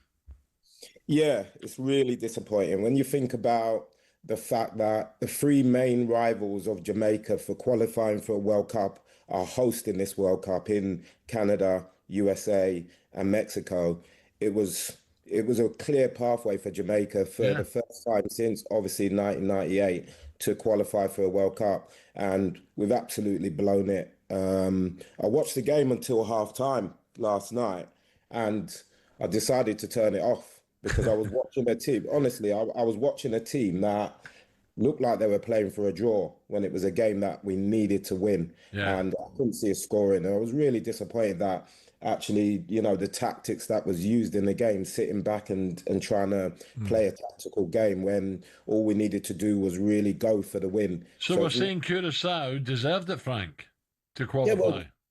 Well, yeah, and you've just touched on the nation, and first and foremost, I want to congratulate Dean Gorey, the Curaçao head coach. Is someone who plied his trade in England as a footballer, great guy, and he's done it with the minimum tools that you can have to qualify for a World Cup. So congratulations to them. But Jamaica should have won that group and not finished, second. To finish second in Group B, it's been a disastrous campaign. Frank, obviously they've still got a chance to qualify in the playoffs, but who do you think will take the job now? Because Steve McLaren's resigned, which I'm sure he's been pushed out as well. Don't know about that, but it's a situation where who will take over now? Would you imagine? And who is the main players now at Jamaica? Well, obviously there's always been a mixture of English-based players. Yeah. So the likes of your Antonios and your Pinnocks and Gray and people like Reed, who have come and joined the home-based players. We had that when we qualified for the World Cup in '98 and went to that campaign in France. And, it's been the same. But obviously with Antonio and Bailey being injured, they've been missed for quite a few games in the qualifying parts. And they're big players, for the national team. So to answer who's going to take over, I think they'll probably go with someone local, a respected coach that can maybe pick up the pieces, because I think the biggest thing that Steve McLaren had was you need to understand the culture and you need to understand, the characteristics of your players to coach them. And I don't think he had the time to do that, to take over this campaign where he took over from, to give us a chance. Frank, I've got to ask you about Chelsea at the moment, third in the league. How do you see the season going so far? Yeah, really well. A really young team that we obviously know about. I said, 18 months ago that if we were patient with these players, they'll learn the game and they'll learn the Premier League. And I can see that happening. I think we've brought some great players in this season, really attacking football. And, for the last couple of seasons before this season, I've been pretty bored watching Chelsea. It's not got me off my seat. But this season, it's been fantastic, and rightly so. They're campaigning at the right end of the league, and hopefully, we can get a qualifying place in the Champions League. Just this weekend, we're back with the Premier, Frank. In terms of Chelsea, they got to roll the sleeves up. They go to Burnley, which is not easy, but those are the type of games, if they're going to push, the likes of City and Arsenal have got a few injuries now. Who knows, but this is the type of game that they should be not thinking about a draw. It's got to be 3 points.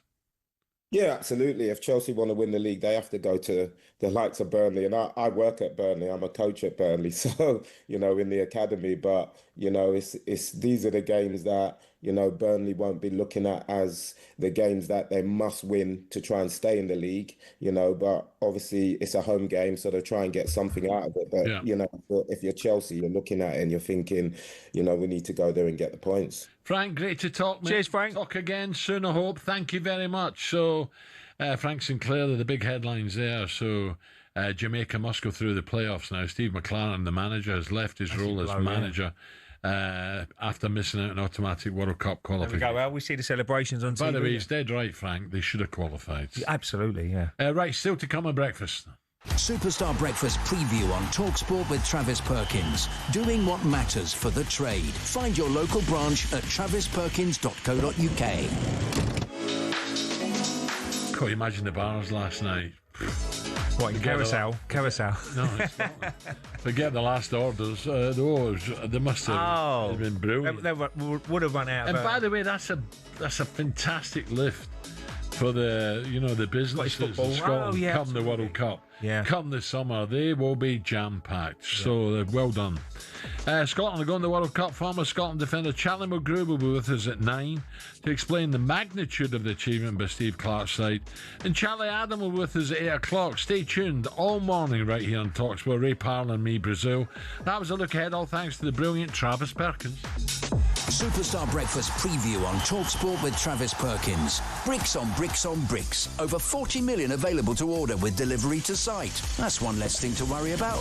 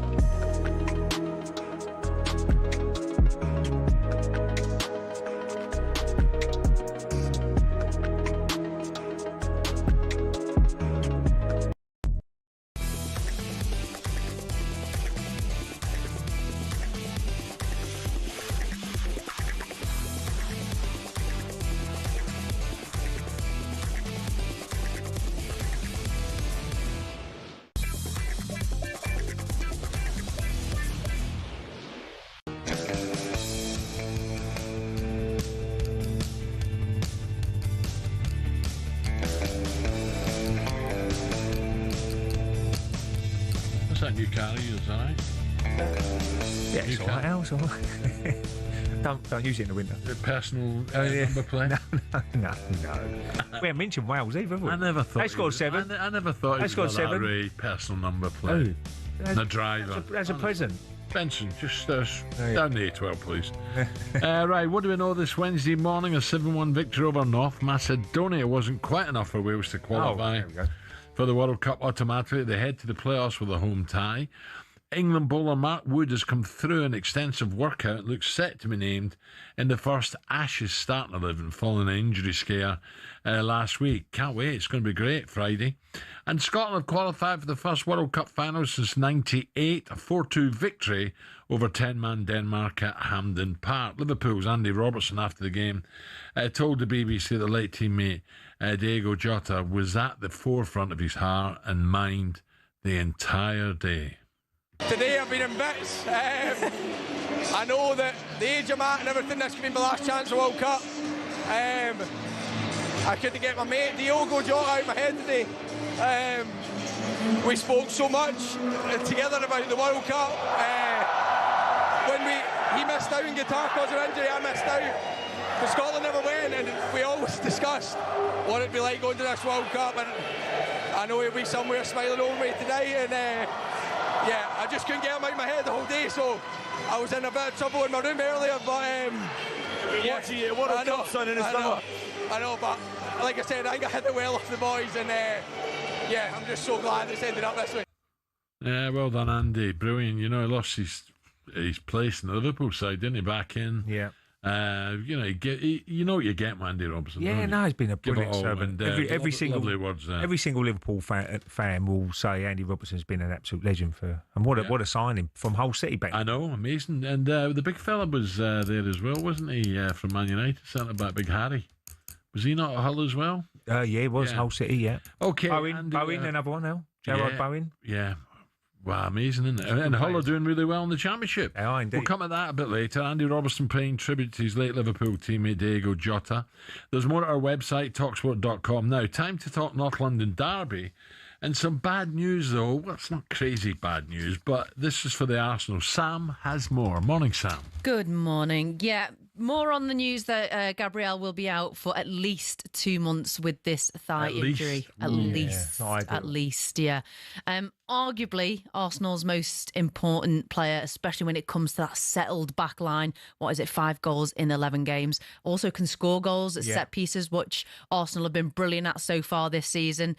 So I think your reaction really, Ray, because from a Tottenham point of view, I mean, you're thinking, brilliant. If there's one player at the moment with Arsenal, if you wanted out of that team, it's him. Yeah. Well, certainly they've got to play on the front foot, Arsenal. So it's all about the midfield, wide areas. You know, Saka, Declan Rice. You've still got loads of options, haven't they? I mean, they're very strong still going forward.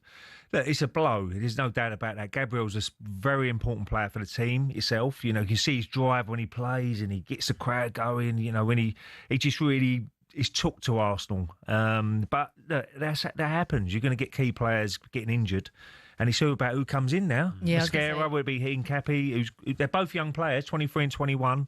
And Saliba's a young man. People forget Saliba's only young, isn't he? Yeah. You know what? I kicked myself because several weeks ago I was going to back City. They were a big price. Oh, Alan. 61. No, they were about 61. Nobody's already.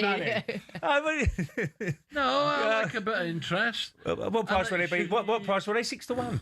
They were. I'll lump on that out. You should never underestimate Pep. Well, you don't know about the injury teams are going to get. You know, but the problem is if Haaland got injured, who knows what happens to Haaland? Will he stay fit the whole season? True. And he could be key for Man City going forward. But look, North London Derby's a fantastic game to play in. I'm sure the Emirates will be rocking. Tottenham will be confident as well because they're going to the Emirates and they got a great away record, haven't they? So it should be an interesting game the weekend. Do you think the fact that Arsenal do have these options, like you say, Mascara and Hincapié, he's been playing at left back, can he come into the left-hand side alongside Saliba? Do you think the fact that they did such good business in the summer that they find themselves in this position with options? They're really strong at the back. Calafiori, I don't know how bad he is. I like him. Yeah, but he can probably play centre-half as well. Yeah. Just on Lewis Skelly. He pulled out with his hip, didn't he? I don't want to go too much into it, but there was some real bad news about Tony Galvin. Right winger. Tony's not too good. A major setback, yeah. So I don't think Tony will be listening, but I just my prayers go out. You know, it's not nice, not nice, horrible. Greg, by the way, great guy as well. Yeah. I used to call him the Russian, right? Because I think when he was at uni, he's a clever guy, right? You wouldn't think it, you know. Clever guy. I hope he isn't listening now. I nearly got in big trouble there, by the way. But he was a very clever.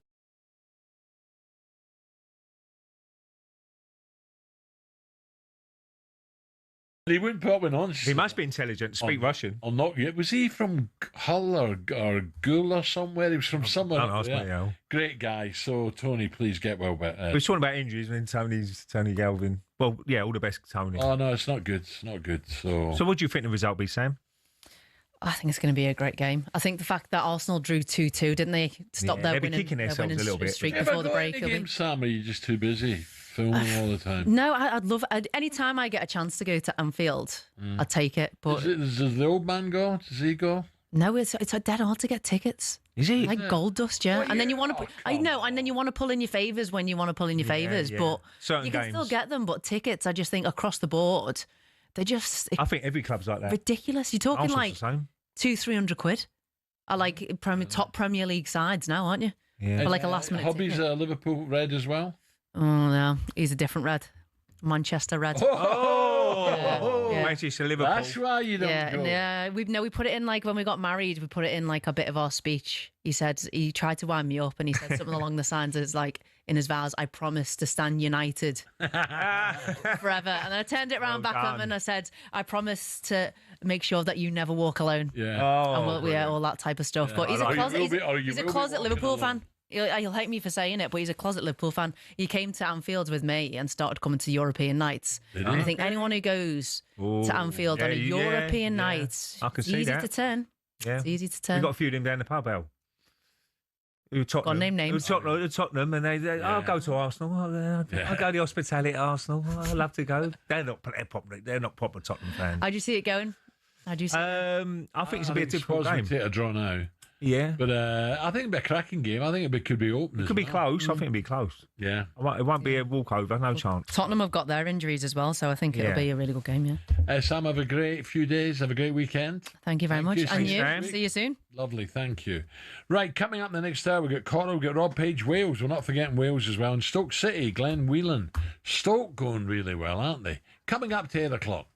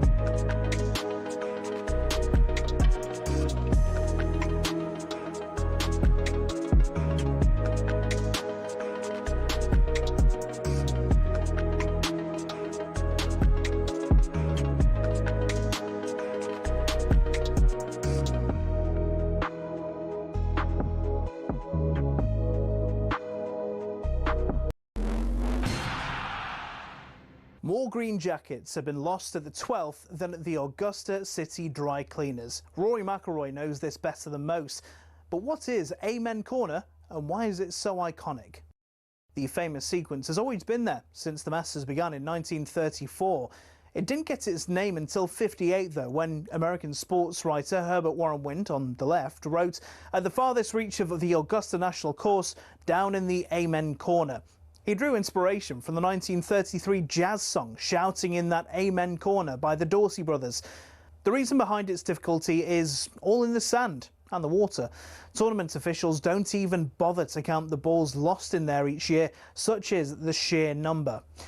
The 11th, named White Dogwood, is a downhill 520-yard par 4 with a pond to the left of the green and a bunker to the right. Both cause a lot of trouble each year.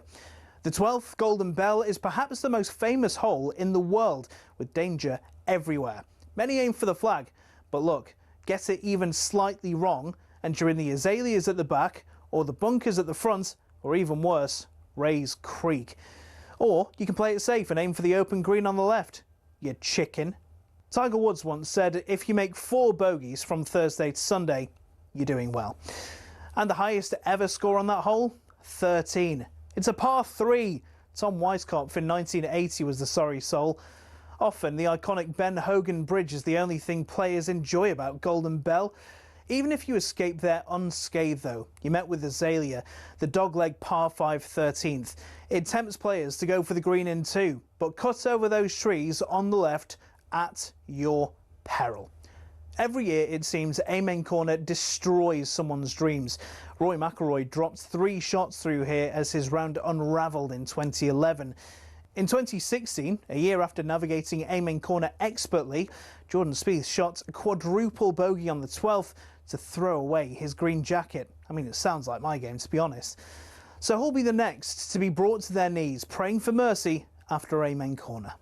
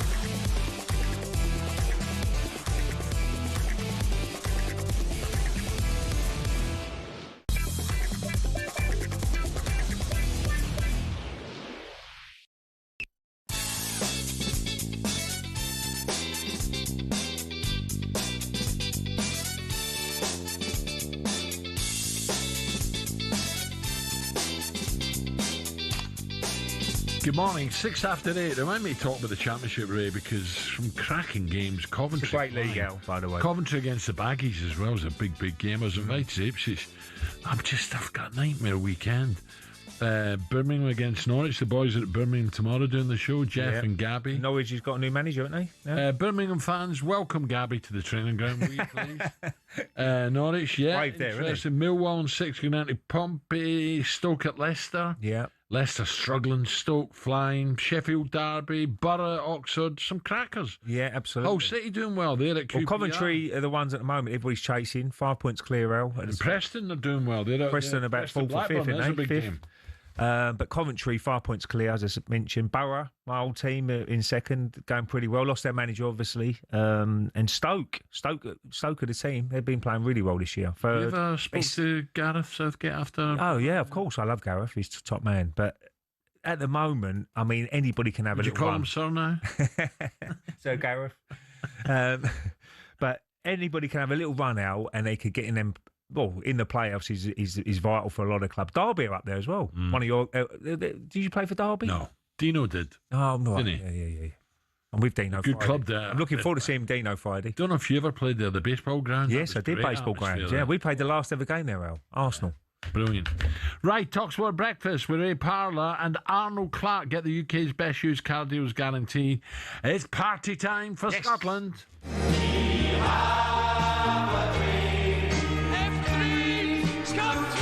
Good play by Gemland again. 3-1.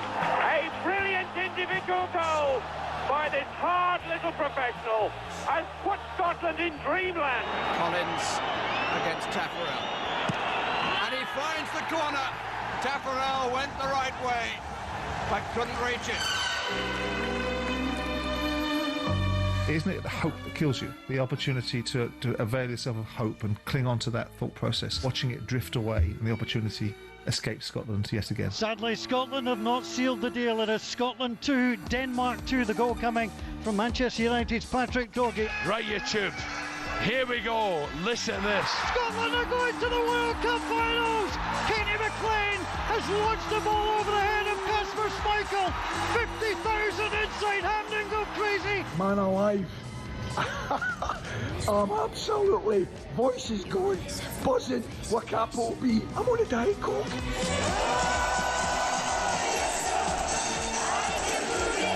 Do you know what? Just come back to We Have a Dream. It was written by B.A. Robertson. And Gordon Sinclair from Greggy's Girl was in the video, and he gives the ball to John Robertson. Yeah.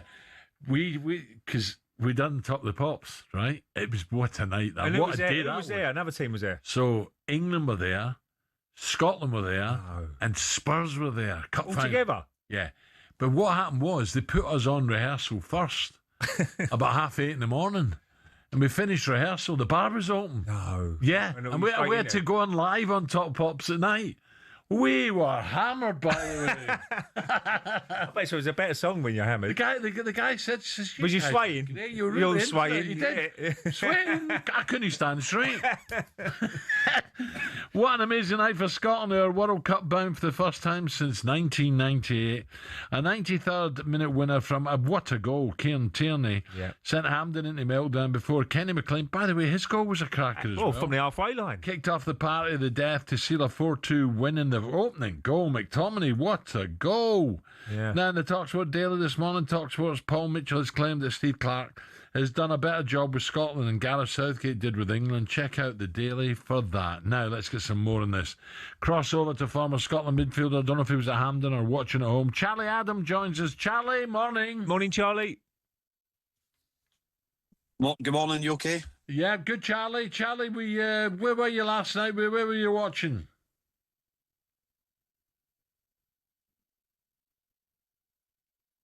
I was at the game, Al, so that's why I look a bit tired. I drove back last night. So yeah, no, unbelievable atmosphere, and for the opportunity for the boys, 98, long time. So yourself, you've been to a World Cup, and it's every boy's dream to grow up talking about playing for Scotland at a World Cup, playing against Brazil. And I was actually with Kevin Gallagher last night, and he spoke about playing against Brazil in France, 98, and it brings so many memories as a young kid coming back, and these boys have now got that opportunity, and I'm delighted for them, because over 6.5 years of real top-level performances with Steve and the boys, and to get to 2 European Championships, but to top it off at the moment with a World Cup is incredible. Charlie, it was... I was just praying for half-time at 1-0. Please get there. And then when they equalised, but a couple of weird decisions. The penalty given against us. I'm like, what? He didn't even give a foul there. And then their 2 yellow cards, I thought, oh dear, we got away with one. It's sort of second yellow and a red card. I thought we got away with one there. And I just thought, here we go again. We're so close, and yet we're going to cock it up, basically. But some of the goals were sensational. Yeah, again, let's say Ken McLean scoring from his own half was probably, it was an unbelievable strike. And the other 2 goals, McTominay's goal, probably is as good a goal as you're up there with, you know, Zidane's goal. We always talk about Zidane's goal being the best ever goal at Hampden, and you know, McTominay, the height he got was incredible, and the athleticism was phenomenal, and you know, it started really well for us. But the Danes are a very, very good side, and you know, we think that because we go 1-0 up that we can dominate the ball and we should be beating Denmark and that. You got to remember these players. They had Norgard on the bench. Eriksson, people like that, the top players that can't even get in their team. So we have to understand where we're at as a nation and what we're doing. But watch the job that Steve's done over the last 6.5 years. It's been incredible. And he's had a bit of stick as well. And delighted for him to, you can see in his interview, he had a wee smile last night knowing that, you know, he'd stuck it right up a couple of people, and delighted for them and the staff and the players, because it's been a tough period in terms of qualification for the World Cup, but managing to get there, and now it's about looking forward to the draw. Charlie, you scored from the halfway line, didn't you, for Stoke? Who scored the better goal? You or McLean? It's got to be yours, Charlie, isn't it? It's got to be. Yeah, I'll back myself, but no, like I think for Scotland, for people like Kenny and that, who have been in around the squads a long time, not, you know, played a lot of games, but probably not started as many as he would like. Grant Hanley coming in at the last minute with John Souttar getting injured, and again, that's what I talked about last night, is that the team is really important. There's good individuals in there, and I think we've had that over the years. We've had good individuals, but we've not had that proper team, and I think he's got a proper team now that want to be there, want to play, and players that are competing at the top level. I listened to you earlier about talking about playing at the top level, and you know, in Napoli and Italy, and in the Premier League, trying to win the Premier League, stuff like that. That helps the group, and that's what's happened with this generation. John McGinn's captain Aston Villa, playing really well in the Premier League. So, yeah, when you've got players playing at the highest level, competing in the Champions League, it only makes your national team better. And Kieran Tierney as well. Listen, you look at Kieran, great at Celtic, had terrible injury problems at the Arsenal, came back. Celtic fans at the moment and Rangers fans, you know, and you look at the European results, we were all a bit down, weren't we? And suddenly, bang, he scores a goal like that, Charlie, from behind. The way he bent it, hit it first time, was just, he won't score a better goal. But again, that comes down to his...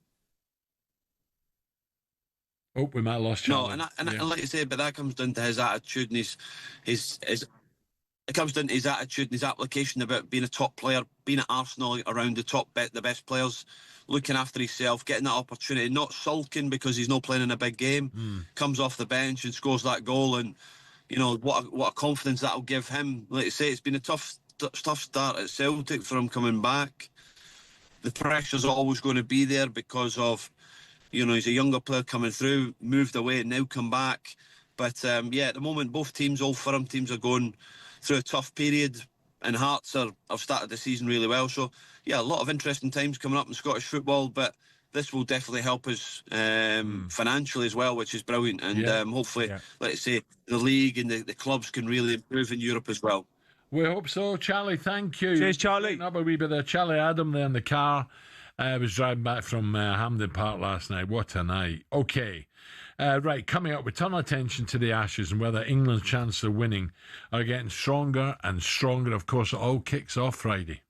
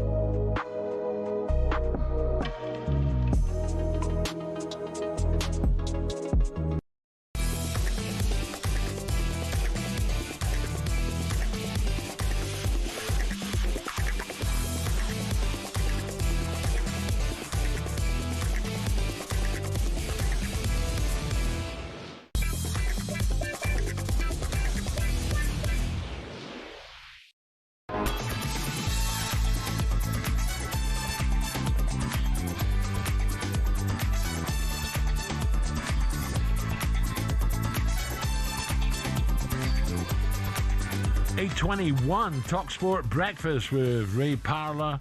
Yes, it's party time for Scotland. Cross over to the States now.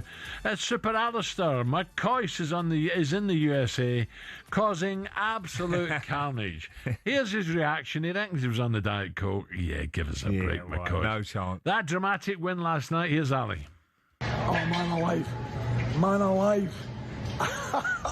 I'm absolutely, voice is going, buzzing with capital B. Buzzing, capital B. Oh, man. I'm on a Diet Coke. I'm on a Diet Coke. My voice is going. Unbelievable, lads. Unbelievable. What a finish that was. Oh, man. I just can't believe it. I'm watching up there. It's remarkable. Absolutely remarkable. Just so happy, man. So happy. Did you see those empty kegs of Tennent's Lager behind him there? Yeah, He's a liar. He's on the Super Tenants. Don't know about that. He is a liar. So does McCoy's deserve stick for choosing to support the LA Rams over the Scottish national side? We think so. Right, let's get the latest odds now. Here he comes. Wales are still in it. Just.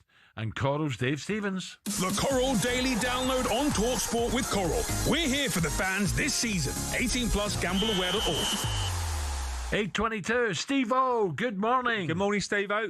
Gentlemen are very, very good. I've heard some nonsense come out of McCoy's mouth over the years, but Diet Coke. I mean, how much whiskey has he had in those Diet Cokes? But Wales are still in it out. You're absolutely right. And Wales are the same price as Scotland to win the World Cup. But you know all those... How can that be? We've qualified and you haven't. Those producers, right, they've said to me, we're fed up of all this Scotland this morning, all this Scotland chat. Can you give us a price on England to win the Ashes, the Football World Cup and the Rugby World Cup? They'll do anything to stop the Scotland celebration support. Honestly, sickening it is. Genuinely, though, Ray, I'm sure you share this even as a non-Scot. Absolutely. Isn't it great? Listen, fantastic. As England fans, you had years of disappointment, you get jaded, nothing's ever good enough. The delight in the Scotland fans' voices this morning, fantastic. Oh no, I was buzzing, Steve. I was in my front room and I was jumped up as well. When Tierney scored that goal, I went, "What a goal!" And that's won it. That's got them through to the World Cup finals, which is massive for the country. And as you rightly said, there's lots of kids there. They haven't played since '98, Steve. Yeah. So brilliant for the people. Night as well. It was a horrible night. So imagine that had gone the wrong way. People, drudging home, rain pouring, freezing cold. It was incredible. Some of the goals were amazing, weren't they? And also to not now have the potential heartbreak of playoffs and everything. I am slightly worried about one thing though, Al. The number of Scottish fans you are encouraging to go to America next year against the wishes of their wives. Could be a few domestics, thanks to you. No. They don't come into it. No, I'm sorry. Tell your missus, get lost. I'm going with the boys. All you got to say, it's not going to happen for another 28 years, so I've got to go. Just say, you were laughing at me talking about America. Well, it's all changed now. We've made it, and I'm going. 27 years you've waited, absolutely. It's going to be fantastic. Oh, Steve, so what about the Ashes on Friday? We spoke to Malcolm Conn from the Australian, the big newspaper over there in Perth, and he's adamant this is a whitewash still. I'm like, I can't see it I don't see it that way. I think England have to win this first one, but I think England have got a chance. I do. Yeah, but despite Australia's injury woes, particularly with their fast bowlers, I mean, start with that first test. As you said, England have to win this with the injuries problems Australia have got. But they're 6-4, so they are second favourites. 8-11 Australia, 10-1 the draw. England's record, obviously in the last few tours down under, has not been good. So it's not going to be easy. In terms of the series winner, similar story. Australia 4-7 to win it. 2-1 England. 8-1 the draw. I mean, what could it be? Something like, if it's going to be really close, Australia 3-2 is 11-2, the same price. England 3-2, if it's going to be that close. I mean, Australia 5-0, this is worrying if you're an England fan, is only 7-1. So, an absolute hammer in a whitewash is only 7-1. So the signs are there for England that, they can't be complacent. Joe Root is going to be key, we know. Has 100 over there, has he? Which, by the way, if somebody had said to me that, I'd have lost money. You know what I mean? I'd have absolutely bet that he had. He's 2-1 to be England's top scorer. Harry Brook is 9-4. Ben Duckett 9-2. But I do think I'm with you. England have to win this first test. As I say, something they are 6-4 shots to do. Yeah. Now, Steve-O, this is a serious note now. On a serious note, we need live on air to give out Scobie's address in Purley, because I'm going to organise a demonstration. Jackdaws Monday, we are doing it. I don't care what he says. I don't care what Rachel does in the budget. We are doing Jackdaws on the Monday. John O'Neill's yard. Come back to us in a week's time when we've had that dreaded budget, and we'll be in a much better position to have this conversation. So I'm not going to give that address out just yet. That would be a little bit harsh on my colleague, but give it a week and I might change my mind on that. Steve-O, just on a serious note, some great games. Just give me a couple of Premiership games and the Championship, some big ones as well. Well, I just want to go back to the racing actually, because I was at Newbury yesterday for a Gallops morning. It was ahead of the Coral Gold Cup, which is next Saturday at Newbury's, the big feature there. But Nicky Henderson worked Constitution Hill. And a year ago, you'll remember, he worked at this very same event and he worked terribly, and Sir Gino kicked him into remember part that, two. yeah. And he had a season that just didn't go to plan. He looked a different beast yesterday. Yeah. He looked big, he looked strong, he worked brilliantly. And Nicky was smiling afterwards, as he should do, because he's so honest with the media, Nicky. Fronts up every time, keeps us all informed. Constitution Hill will now go to Newcastle next Saturday, where he'll take on the New Lion, trained by Dan Skelton. What a race. Dan Skelton's cat could win a hurdle race. Well, I'm about to say, Dan could train me to win a race at the moment. But we've got the young pretender, the New Lion, against the old champion Constitution Hill, looking to come back. That is a race not to be missed. So that was fantastic. In terms of the football, I've heard you mention a couple this morning. Liverpool are 2-5 to beat 6-1 shots. Nottingham Forest. Manchester City, even money shots to win up at Newcastle. Even money, are they? The big one, Ray, the North London derby. Yeah. Arsenal 2-5. 2-5. To beat 7-1 shots Tottenham. And I heard you talking about Man City for the title, right, Al? Yeah. Could have backed them at 6-1. Yeah. They are now 2-1, Ray. 2-1. Oh, Alan. These injury problems to the Gunners, Ray. I know. Okay, Steve, what's that address again? Next week. Scobie, are you listening? Monday, we're doing it. The Ligoners book Sunday night, Ray. We're in. We'll have to go anyway. We'll have to go anyway. Yeah, well, we're going. Put it that way, Steve, and you'll be there. I'll be there. Have a good day, pal. Cheers, Steve-O. 8:28. Dave Stevens from Coral there. More sporting odds throughout the day with all the boys from Coral. It's just round the corner, isn't it? You know, here we are. We're not in December yet. Cheltenham. Oh, people are saying to me, "Can you get me a room? Can you? Where should I stay?" I'm like, "Give us a break." It is 4 months away. I know, but people are. We got lots of things in because of the November meeting. People have got the buzz already. By that sort of time, you'll have an inkling who's going to win the title, the Premier League, around the March time. Yeah. March time. Easter. Yeah. You're looking at the end of March. Is probably the last 8 games. Yeah. You're looking who's in the mix, Al. Who's got a chance? Look at the run-ins, and that's when Arsenal hopefully is still there. Okay, to look at all the latest odds, thanks to Coro, 18plusgambleaware.org. Just on the Ashes, England have kept their options open for the first Ashes test by naming off spinner Bashir in a 12-man squad, alongside 5 pace bowlers. Coming up, we'll turn attention to Wales and whether they'll be joining England and Scotland, I hope so, over in the United States. The Coral Daily Download on talkSPORT with Coral. We're here for the fans this season. 18plusgambleaware.org.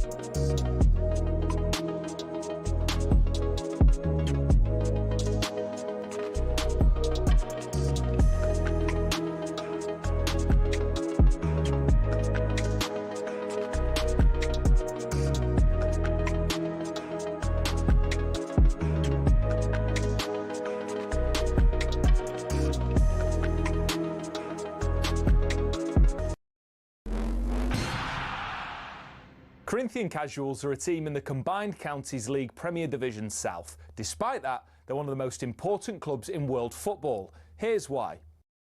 The club was formed in 1939 as the result of a merger between Corinthians FC and Casuals FC. Now, Corinthians FC were founded in the late 1800s when the FA's top brass were absolutely sick of getting pumped by Scotland every time they played them. As a result, Nicholas Lane Jackson set up an amateur side which would bring in the best players who could all play for the national side. And it worked. It wasn't long before England were dominating the international fixtures they played, and it was largely down to Corinthians. In fact, in 1894 and 1895, they played consecutive games where Corinthians provided the entire England 11. But the thing is, the players refused to play professional football. They didn't believe in it. They wanted to spread the values of sportsmanship, competition, and played for the love of the game. It also helped most of the players were Oxbridge graduates who didn't need the money, but instead of entering league and cup competitions, they played exhibition football and toured the world, bringing the beautiful game with them. Think of it like the Harlem Globetrotters of football, and it was this which spread the game throughout the world and made it so popular. Most famously, in 1910, they travelled to Brazil, and the locals in Sao Paulo were so impressed they started their own team under the same name. Yes, the same Corinthians who won the FIFA Club World Cup in 2021, one of the biggest clubs in Brazil.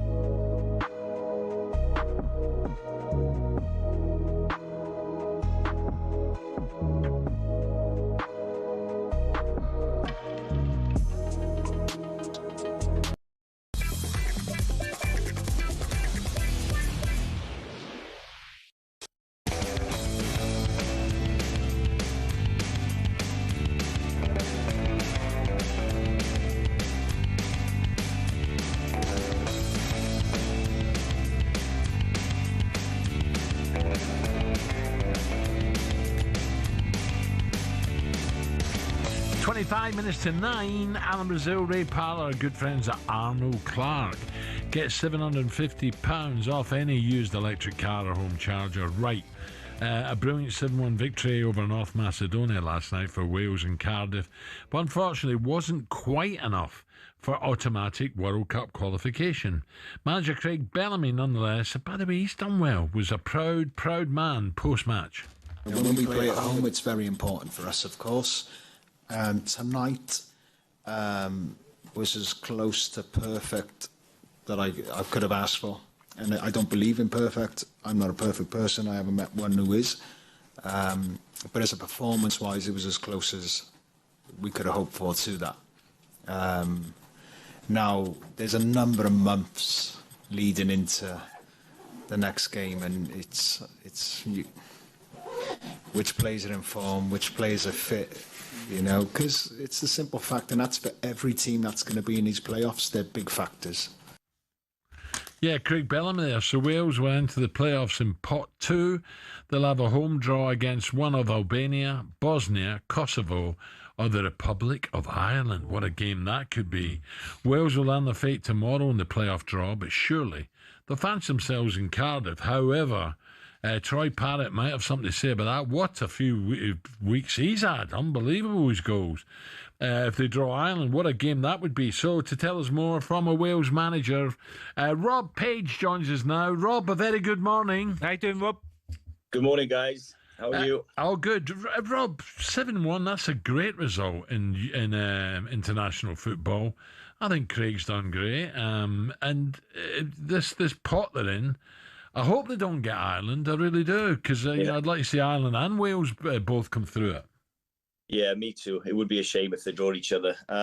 Just listening to Craig's interview there and listening to you guys, I think the result was amazing for Wales last night, but I think you'll be more pleased with the performance, the level of performance that they give. I didn't see all the game, but reading the reports, listening to people back in Wales, friends that have got back in Wales and having gone there, the atmosphere would have been incredible. And he'll be more pleased with the performance. But like you just alluded to there, what's important now is, we get these guys fit and firing like they were last night. When you've got a front four of H, Harry Wilson, DJ, Brooksy and Brennan Johnson on form and clicking, then that's a formidable pace there as well, four, isn't it? Yeah, they got everything there. And then you've got people like Brodie that can come on and score goals and add to it as well. So it's about now keeping those players fit and playing minutes. That's the important bit, playing minutes ready, that when they come into camp in March, they hit the ground running. Rob, that's always the question for the manager to say, look, I know my formation, but everybody's got to stay fit, everybody's got to be healthy, and you never know what's around the corner, do you? That's where the squad depth probably isn't big enough, like England have got, for instance, and other nations. So Wales, Scotland will be similar. If you lose some big key players like McTominay and players like that, it really weakens you seriously. So Craig would just be hoping that everybody can stay fit and be ready for the playoffs. Yeah, absolutely. And we've always had that problem, right? We've never had a big pool of player like England, and we've never been able to pick 2 11s to go in 2 consecutive games. It's probably getting better, if I'm honest. And he's probably looking over his shoulder onto the bench now, which is a little bit stronger from past years, let's say. But I think when you've got a front four like that, he will be now on eggshells waiting for March. Get the draw out of the way tomorrow, and I think it's important that we get a little bit of luck for that home draw in the final as well, because like we've said, I think we've all experienced it. The atmosphere at home with our home supporters is another level, and that is definitely a factor in the success that we've had over recent years. Yeah. Just with Scotland last night, I don't know if did you see the game or did you see the goals? Yeah. I watched the last 15 minutes. Wow. Incredible. What a game. You couldn't have wrote a better script, could you, the way they won it? From Steve's point of view, we would have wanted to be 2-0 up after 10 minutes and have a comfortable night, but it was far from comfortable. But what a way to win it at the end. Incredible scenes last night. I'm so pleased for Andy Robbo and Steve Clark. Yeah, Andy Robb, absolutely. You could see it in his face what it meant. Well, what it meant for most of the players. They were just ecstatic.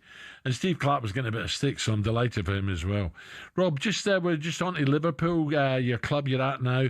Forest coming, a bit of a tricky game, although the bookies make Liverpool real hot favourites. But Forest, you never know with Forest. There's got some good players. Never easy games, as in the Premiership. So they'll be well prepared. And...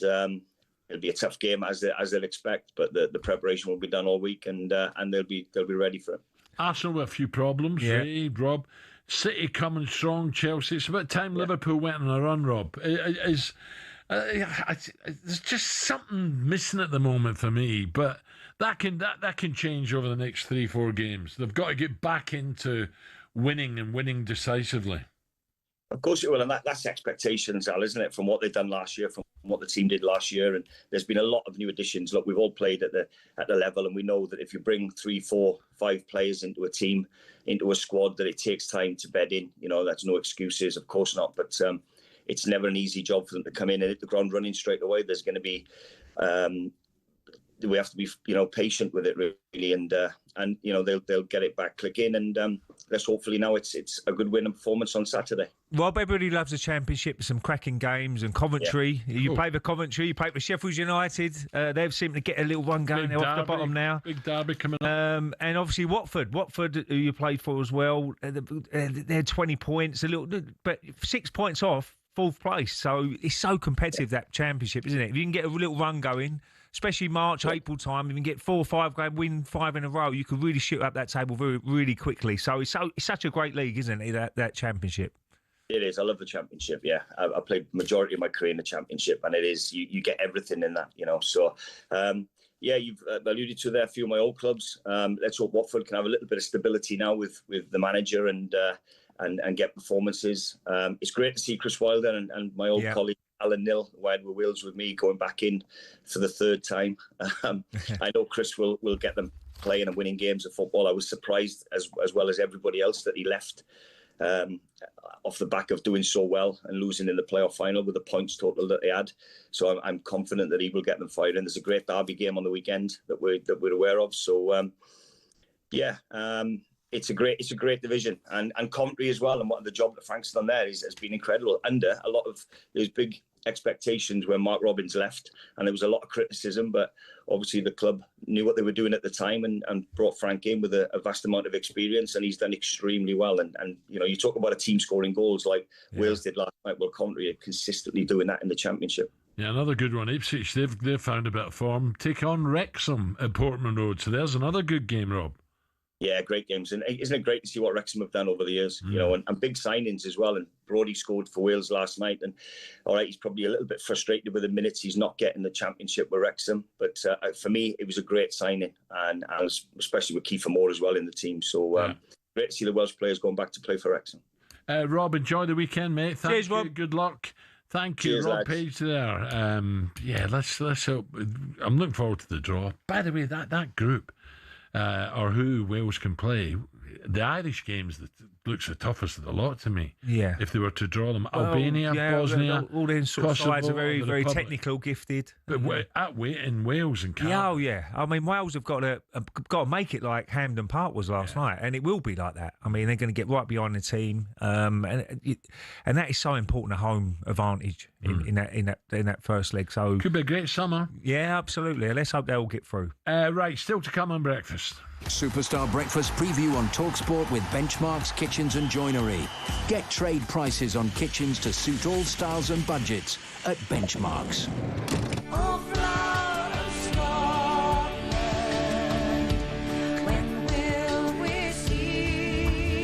I want some of that Diet Coke McCoy was on last night. He's a liar. There's something in that Diet Coke. He was right on it. Don't worry about that. No Scotch whiskey.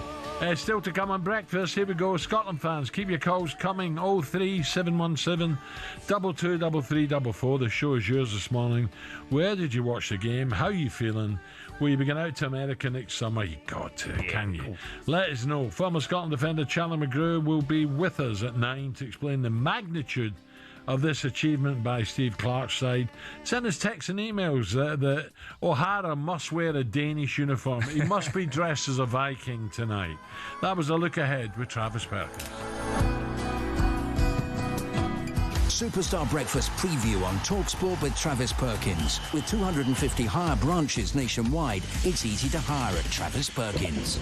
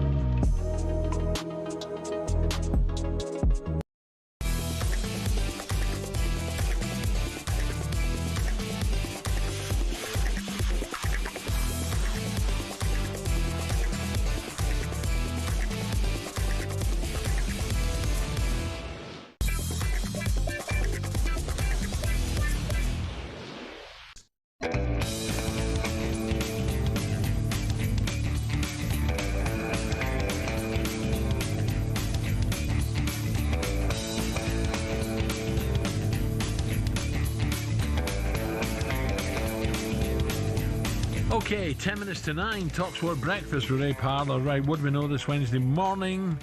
England have kept their options open for the first Ashes test by naming off-spinner Bashir in a 12-man squad alongside 5 pace bowlers.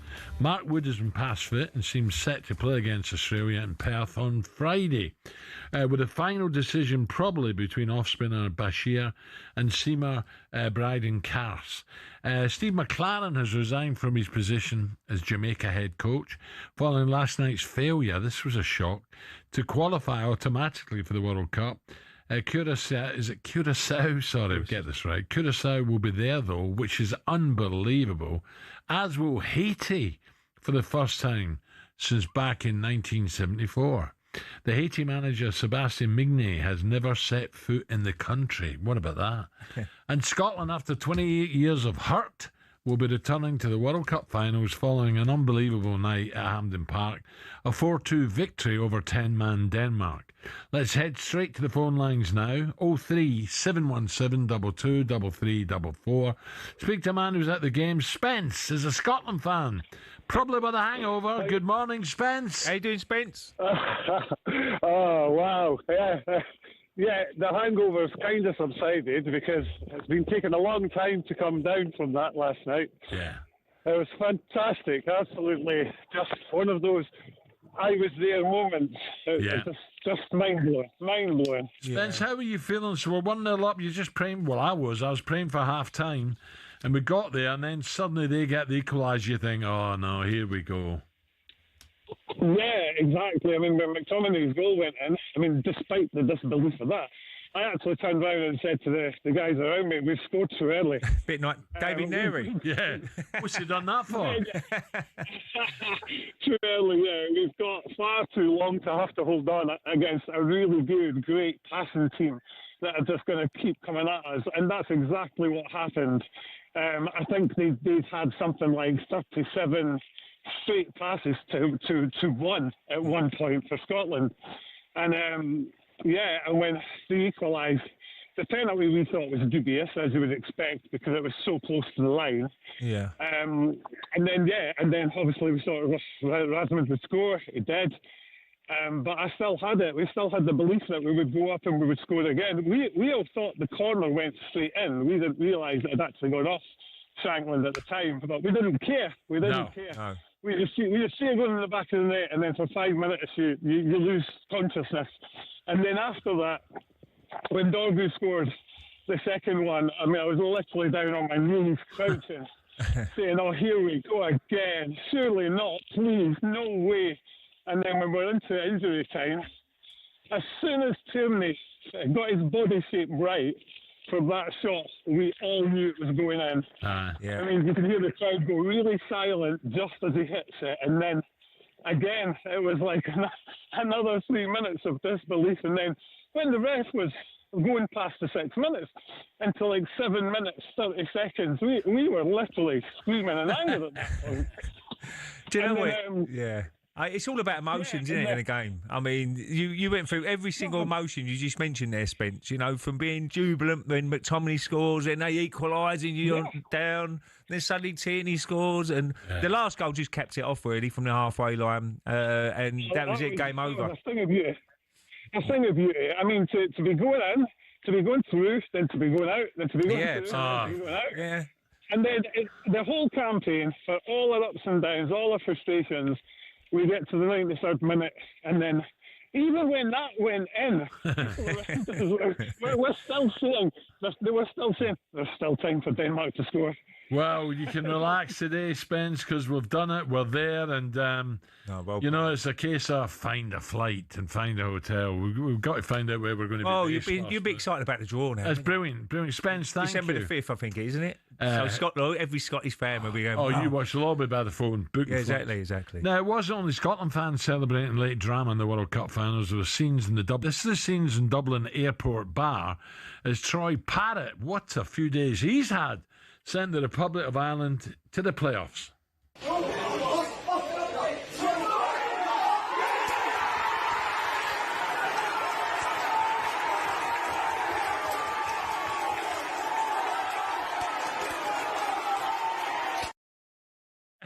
Where was that? Unbelievable. Dublin Airport. Oh. Yeah, amazing. Now, that's what it's all about, though, isn't it? It's great. I mean, now, look, I wish they were still qualifying. And really, I don't want Wales to get Ireland. No. Because you want them to go separate ways and hopefully both get through. Well, Ireland could play Wales in the playoffs, having been drawn in pot 3. Delighted to say we're now joined by former Republic of Ireland midfielder, played at Euro 2012 and 16 for Republic. Glenn Whelan joins us. Glenn, a very good morning. Hey, how you doing, Glenn? Morning, man. How are we? Oh, good. Hey, Glenn. Now, what a few days he's had, Parrott. Unbelievable. No, he won't have a better week, what he's done internationally and how he started the season for his club as well. He's I was a proper goal scorer and got the nations off their seat on Sunday. It was unbelievable. Yeah. So we don't really want Republic to take on Wales, do we? No, you'd like to see the home nations all have a proper chance of all qualifying, but no, we're just delighted to be where we are because back in September, October, you probably wouldn't really have said that we had any sort of chance. So just to be in these playoffs for us was unbelievable, and what 2 games we've had. There's a lot of positives most home nations now. Obviously, Wales getting through to the playoffs as well. Convincing win last night, Glenn. Obviously, England was already there, and then Scotland getting through last night. So let's hope that everybody can somehow be in America during the summer, which would be an unbelievable atmosphere. If the Welsh are there, the Irish are there, the Scots are there, the English are there, it should be an amazing. It should be a carnival atmosphere. No, it's great. It's great for all the nations, and like you said, the home nations, even Northern Ireland, have still got a chance. So, listen, you're hoping everyone can get there, but I'm only worried about the Republic. That's all I want. Yeah, of course you are. Glenn, what about just domestically? Stoke flying at the moment, 3rd top. What a season they've had. Really, I didn't expect that from Stoke.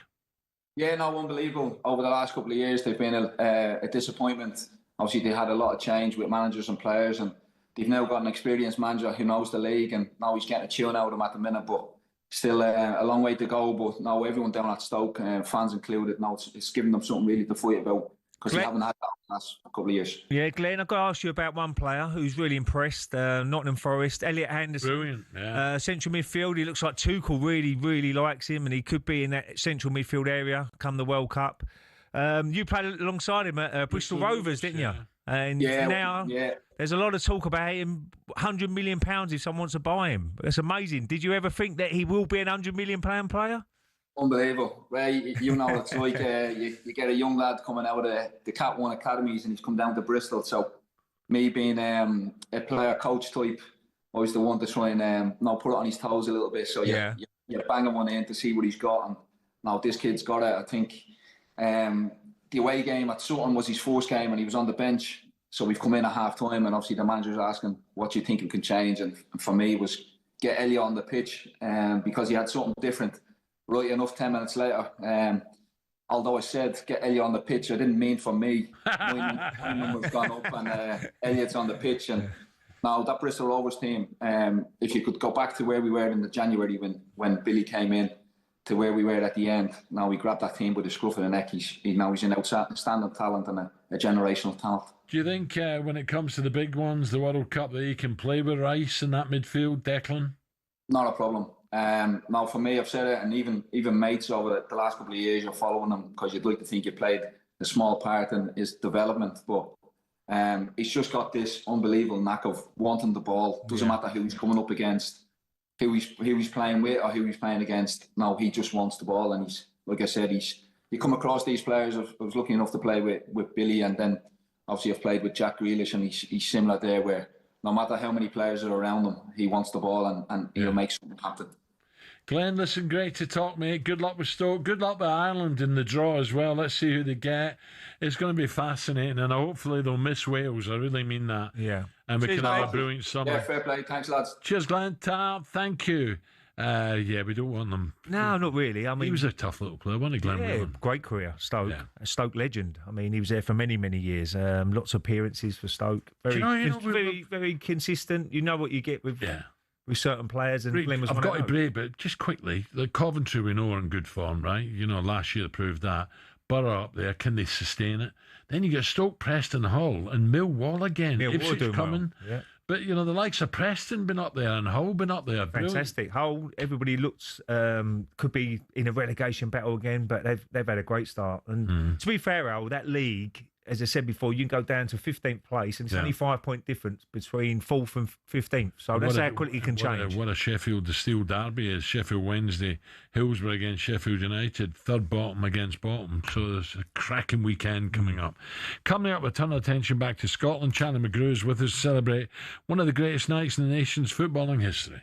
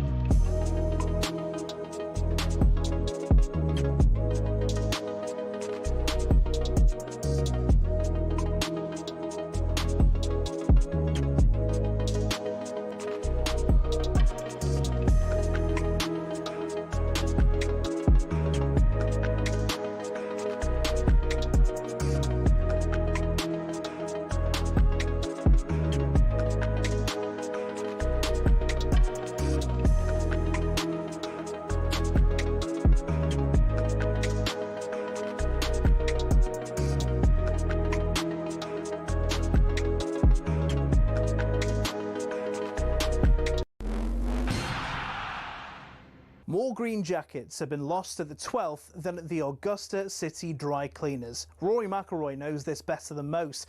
But what is Amen Corner and why is it so iconic? The famous sequence has always been there since the Masters began in 1934. It didn't get its name until '58, though, when American sports writer Herbert Warren Wint, on the left, wrote, "At the farthest reach of the Augusta National Course, down in the Amen Corner." He drew inspiration from the 1933 jazz song Shouting in That Amen Corner by the Dorsey Brothers. The reason behind its difficulty is all in the sand and the water.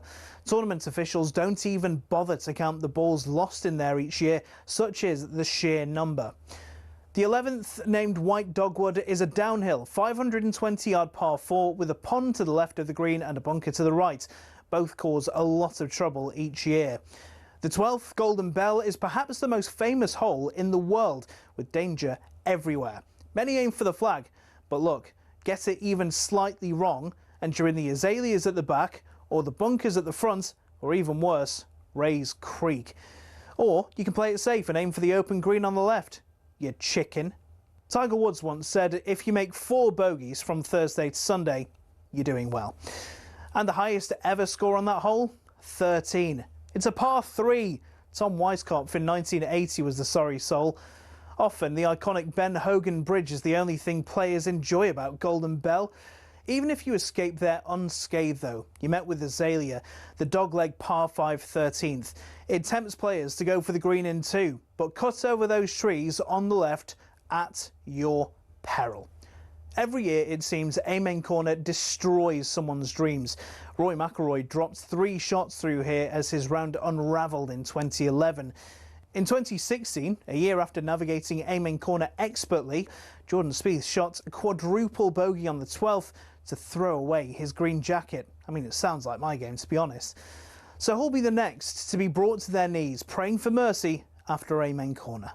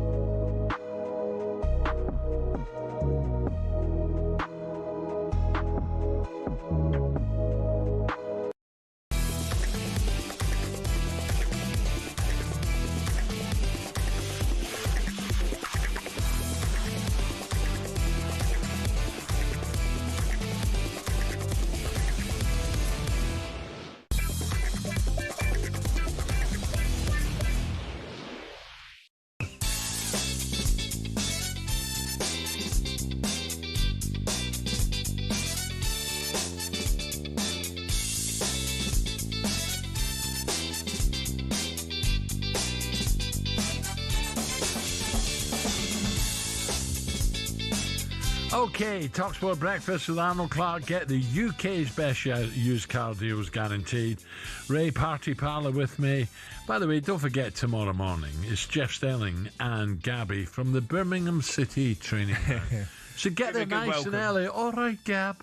And say hello to Gabby at Birmingham City's training ground. Lovely. Sorry, Gab, but you're getting it. Right, let's start the party, Scotland fans. You're off to the World Cup, and here's how it sounded here on talkSPORT.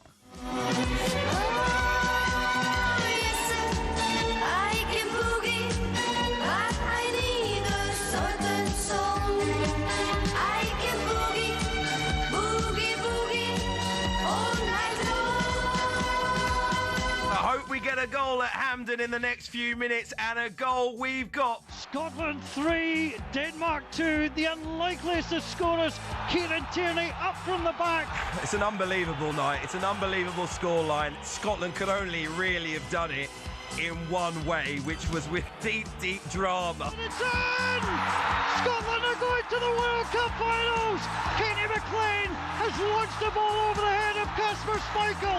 50,000 inside Hampden go crazy, and Scotland have done it for the first time since 1998. Football, bloody hell. It is a magical night round Hampden. There are hugs all round. The emotion is incredible. All the Scotland players out there. Steve Clarke, he will now be seen as a legend in Scottish football for taking Scotland back to the World Cup. And Scotland are coming. The Tartan Army have received their call-up papers and they're ready to go.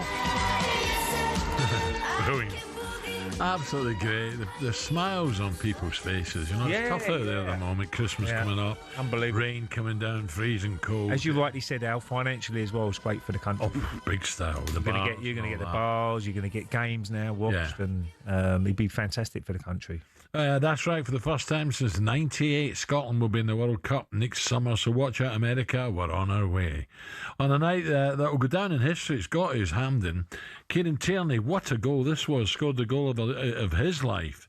He won't score a better one, surely not. More important one, Al. In the 93rd minute. He scored some cracking goals. He's got a great left foot. Yeah, but that was... No, it was a good, brilliant goal. But the importance of the goal is where the big... And McLean's goal, McTominay's goal was a cracker as well. McTominay's is probably a better goal, but the importance of that goal that Tierney scored was and well done, massive. you know, Kenny McLean, well done him, you know. Yeah, of course. Former Scotland midfielder Charlie Adam, he joined the show in the last hour and spoke about how badly these Scotland players deserve to live out their childhood dream, of course, playing in World Cup finals. I was at the game, Al, so that's why I look a bit tired. I drove back last night. Unbelievable atmosphere, and for the opportunity for the boys, you know, 98, long time. So yourself, you've been to a World Cup, and it's every boy's dream to grow up talking about playing for Scotland at a World Cup, playing against Brazil. And I was actually with Kevin Gallagher last night, and he spoke about playing against Brazil in France, 98, and he brings so many memories as a young kid coming back, and these boys have now got that opportunity, and I'm delighted for them, because over 6.5 years of real top level performances with Steve and the boys, and to get to 2 European Championships, but to top it off at the moment with a World Cup is incredible. There you go, and you're right, Charlie Adam there. By the way, Ray, once you're in America, internal flights are not bad at all. They're not crazy prices. No. Well, they never used to be. I don't know whether it's just getting now, and then it'd be whether they have to go to different countries. I don't know how it's all going to be mapped out. I don't know. No, different groups and where they start. I prefer it was just in the States, but you get Canada, Mexico. It would be a brilliant World Cup. The Americans know how to do it. The attendances will be brilliant as well. Yeah, everybody would be buzzing out there. And I'm just going by pre-season when we go out there as Premier League clubs. Yeah. It's packed. Every single stadium is packed. So I'm sure they're going to have a big party, and Scotland will be part of it. So it'll be great. Donald, keep your hands off. Stick to golf. Don't get involved. So get more of this brilliant story. Let's cross over. Former Scotland defender Charlie McGrew joins us. Charlie, morning. Morning, Charlie. Morning, Al. Morning, Ray. Oh, Charlie, what we spoke, didn't we, in Glasgow a few weeks ago, and it was all sort of the Greek game, and how did we win that? It's amazing what has happened here. What a night last night, Charlie. Oh, what an amazing night, Al. I mean, what a typical kind of Scotland game where we take the lead. We start really quick, take the lead, and then we sit back and try and protect it, and it doesn't happen. We wait too long to try and protect the lead, and then they score. Denmark score, and then we get back into. We start attacking, we get back in the game, and then get 2-1 up, and you're thinking that's us. And then Denmark score again with 10 men, and they've got the better of the game. And then Kieran Tierney pops up with that goal in the 93rd minute, and you're just thinking this is us. We're there. And then Kenny McLean obviously scores. Listen, what an amazing night, amazing feeling. Hampden was rocking. The performances we spoke about it, the last 2 games. The last 4 games actually have not been great, to be honest. Yeah. We've got 9 points the last 4 games. I don't really know how. We've just top players have stepped up and showed real grit, determination, resilience, and I still can't believe that we've qualified automatically for a World Cup. It's mad. The last time we were there was 1998. I dogged school. I stayed off school to watch it at the age of 12, and to think that we're there again, I can't wait. Hopefully can get over there. Charlie, one thing about it though, Denmark are a good team, and you've beat a good team there. I mean, it wasn't no mugs going there, and at one stage was holding on, and credit to the defence because they had to make a change right at the last minute. But the defence really stood firm. Some really good blocks at certain times of the game, and some desperate defending really that kept Scotland in the game. Yeah, Ray. At one point in the game, I think Denmark had 18 attempts in goal, and Scotland had 1, and we were 1-0 up at the time. It was like it was a crazy game the way we kind of took lead with an unbelievable Scott McTominay goal. I mean, I don't know if I've seen a better Scotland goal in my lifetime, an overhead kick like that.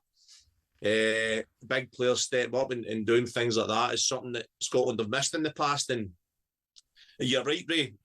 Denmark are a really good outfit, and they showed that with the amount of possession they had with 10 men was unbelievable. To kind of still dictate the game with 10 men, but Scotland just got a bit of luck with the sending off, but the big players just stepped up. Kieran Tierney's finished, it broke at the edge of the box. He came on at right back. It was almost written in the stars. Kieran Tierney came on at right back, so he's obviously inverted and inside with his left foot and bends one in the far corner. And that's the goal that kind of sealed it for us. And then obviously break away at the end and score with Kenny McLean. But you're right, Denmark are a real good team, but I just had a good feeling about last night in terms of it was with Denmark drawn with Belarus. I know we could beat for Greece. It was just basically a cup final at Hampden. Whoever could get the result was going to the World Cup. And Scotland at Hampden with the fans behind them is just that was unstoppable with that ending. And listen, what an amazing time for the country. It's going to be so good financially and everything. Charlie, I just hope, I don't know, I've not had the latest yet, but Ben Gannon-Doak, who looks so lively. He's a player, you know. That final ball, if he can just sort that out, you know, he's so lively, and it looked a nasty one he had when he came off. Yeah, I just hope his injury's not too bad, Al. He's a player that can really benefit Scotland in terms of that electric pace. Scottish players aren't notoriously quick. I know I definitely wasn't. I don't know about you, Al, but we're not the quickest nation, so you have a winger that plays on the last line that can get us up the pitch with that pace and play in the counter and then put that ball in the box like he did. Just hope his hamstring injury isn't too bad, but he'll be a huge player in the World Cup for Scotland. The thing about football is, Charlie, everywhere you go in Scotland this morning, even if you don't like football, you'll be talking about football because you'll be saying, did you see it last night? Did you see that reaction? Did you see the celebrations? And that's what football can bring to a nation, can't it? Oh, aye, of course. I mean, if you went to the city centre now, I guarantee there's still guys sitting in benches with kilts and Timberland boots on. George Square. I know you would be there, Ray, if you were Scottish. Yeah, definitely. I would have been there. What a night it would have been. I wish I had a couple of glasses of wine myself. I avoided temptation of going out, but listen, the atmosphere in this country, what it'll do for this country, the whole place will get a lift. And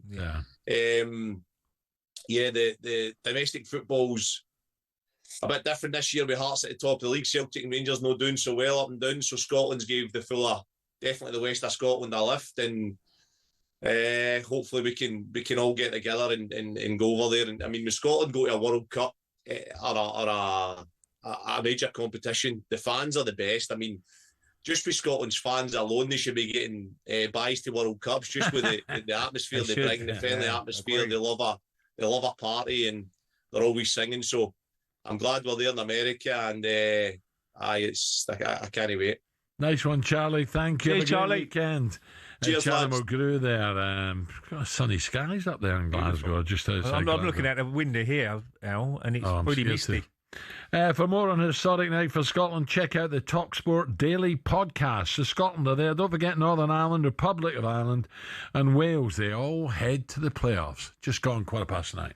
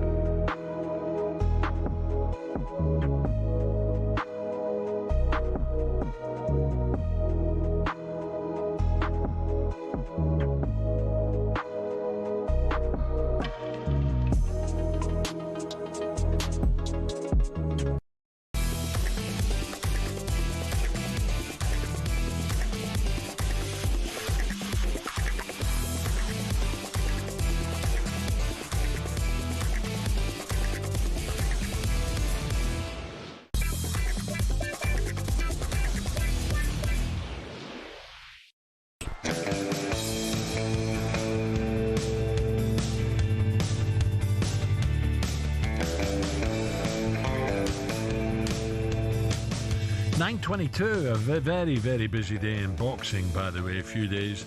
There was more news yesterday, and that's an interesting one, Ray, and I tell you what, I don't know where to go here. It was confirmed Fabio Wardley, Ipswich boy, is the new WBO world champion. So he's the new WBO world champ after Usyk vacated the belt. talkSPORT's Simon Jordan explains the situation. Some people say, well, you haven't won the belt. Well, with due respect, if Usyk had done what he should have done, which is vacate, then the fight that he had with Joseph Parker would have been for the belt anyway. In the same way that the situation with Daniel Dubois, when he fought Filip Hrgovic and beat Hrgovic, he then got awarded the IBF belt as a result of it, and then went and bashed up Anthony Joshua. But Fabio doesn't really want to win the belt like this, or Simon, does he? No, not really. But I tell you what, he'll take it. Because he'll consider, if you said to Fabio Wardley, you're going to fight Joseph Parker for the WBO heavyweight championship of the world, and you're going to become a world champion afterwards, would you be happy with that? He'd say, yeah, well, he just did. Right. And the only thing that happened was that Alexander Usyk decided to disavail himself of the belt 3 weeks after the fight, whereas he could have done this months ago. So Fabio will be celebrating, but he has a problem in his hands, Ray, right? Yeah. He now has to face his friend and training partner, Moses Ituma, who I think is magic, as he's the next mandatory challenger should he beat Jermaine Franklin on January 24th. Now, that is going to be... that is one young boxers. Oh, that's a cracker, by the way. But you've always talked this Moses up to one of the best. But, you know, Wardley, we know, can take a punch. Yeah. But also hits. But Ituma he's never really been hit. No. But he can smash with the best. Well, that's what you want, though, Al. You want these young boxers to be put together, see how good they are. It's probably the right fight, for something to look forward to. Yeah, there's something to look forward to. People might say Ituma against Usyk, he's got too much, guile and know-how for a youngster like Ituma. I'm not saying Fabio hasn't, but I think he's got more of a chance of beating Fabio than he had against Usyk. Yeah, so that should be a hell of a fight. And well, there's lots of things happening now. Joshua, who's he? Jake Paul? Is it? I can't. I'm sorry, AJ. I can't get. They will get serious money for that. Oh no! You're looking at 50 million. 50 million each. Yeah, but I can't. There'll be more YouTube watchers. I honestly, when you hear, listen, I like my boxing. Oh, look, at least he's having. When you listen to the experts. Yeah, you're putting Jake Paul on the line, though. He's putting himself on the line there, isn't he? They're saying that he could get severely punished. Well, at least is it worth that? But he's a big lump, and I didn't realise how big. Yeah, no, he'll fancy to give him a good go as well. Yeah, he wouldn't be getting in that ring like saying, "Oh, well, I've got no chance." No, he thinks he's got a good chance. I'd have thought about it. This Saturday, 4 world titles in 4 weight divisions. A night of champions is David Monster Benavidez, is that how you pronounce it? Benavidez takes on the Brit Anthony Yarde, all right, for the WBC World Light Heavyweight title, featuring Devin Haney and Bam Rodriguez. Oh, God, these guys, there's so many different divisions, isn't there? How can you keep up with all this? Watch it live this Saturday, and of course it's on DAZN. I had a problem Boxing update on talkSPORT with DAZN, the global home of boxing. Sign up now at dazn.com/boxing. Do you know I couldn't go on to DAZN to watch the Eubank fight, Ben? No. Don't know why. No, when Jill got her phone out and tried it, and I thought we had it. I says, no, we'll just get the old, put your phone. I thought Conor would win, did you? I thought it'd be close, but I thought he'd win, yeah. And I thought they'd go for... Eubank wasn't as good as he was he? I mean, Ray, I didn't see it, just reading it, and I listened on radio. Struggled a little bit. Yeah, I listened to it on talkSPORT, and it was great. Is that it now? I like listening. Is that it? No more? I've got a feeling Eubank might say that's it, but will he? I read something that his build-up to the fight wasn't great. They may go for a third one, but I don't think. I think they walk away now. Yeah, they've made their money. The first fight was brilliant. Yeah, it was brilliant, and it was always going to be a rematch, but it can go too many, can't there? And I think they should both walk away now. Yeah, look, I think you're right. Financially, if they do another one, I'm sure they're lots. Get back to the proper ways. Definitely. Okay, coming up, we bring you more on England's Ashes squad. Don't forget, Friday we kick off, or we start, been released, and also, of course, more Scotland as the Scots are heading to the World Cup. And I can't wait for this draw to see how the Republic get, Northern Ireland get, and the Welsh get. It's going to be great. 9:27.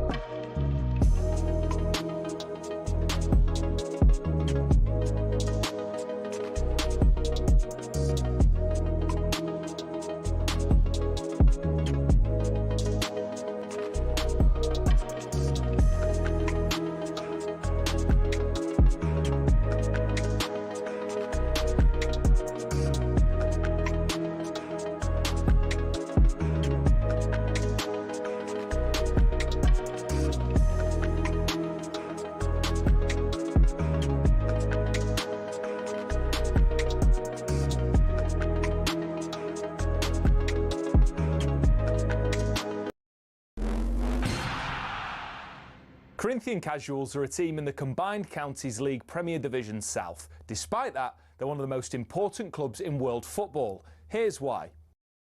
The club was formed in 1939 as the result of a merger between Corinthians FC and Casuals FC. Now, Corinthians FC were founded in the late 1800s when the FA's top brass were absolutely sick of getting pumped by Scotland every time they played them. As a result, Nicholas Lane Jackson set up an amateur side which would bring in the best players who could all play for the national side. And it worked. It wasn't long before England were dominating the international fixtures they played, and it was largely down to Corinthians. In fact, in 1894 and 1895, they played consecutive games where Corinthians provided the entire England 11. But the thing is, the players refused to play professional football. They didn't believe in it. They wanted to spread the values of sportsmanship, competition, and played for the love of the game. It also helped most of the players were Oxbridge graduates who didn't need the money, but instead of entering league and cup competitions, they played exhibition football and toured the world, bringing the beautiful game with them.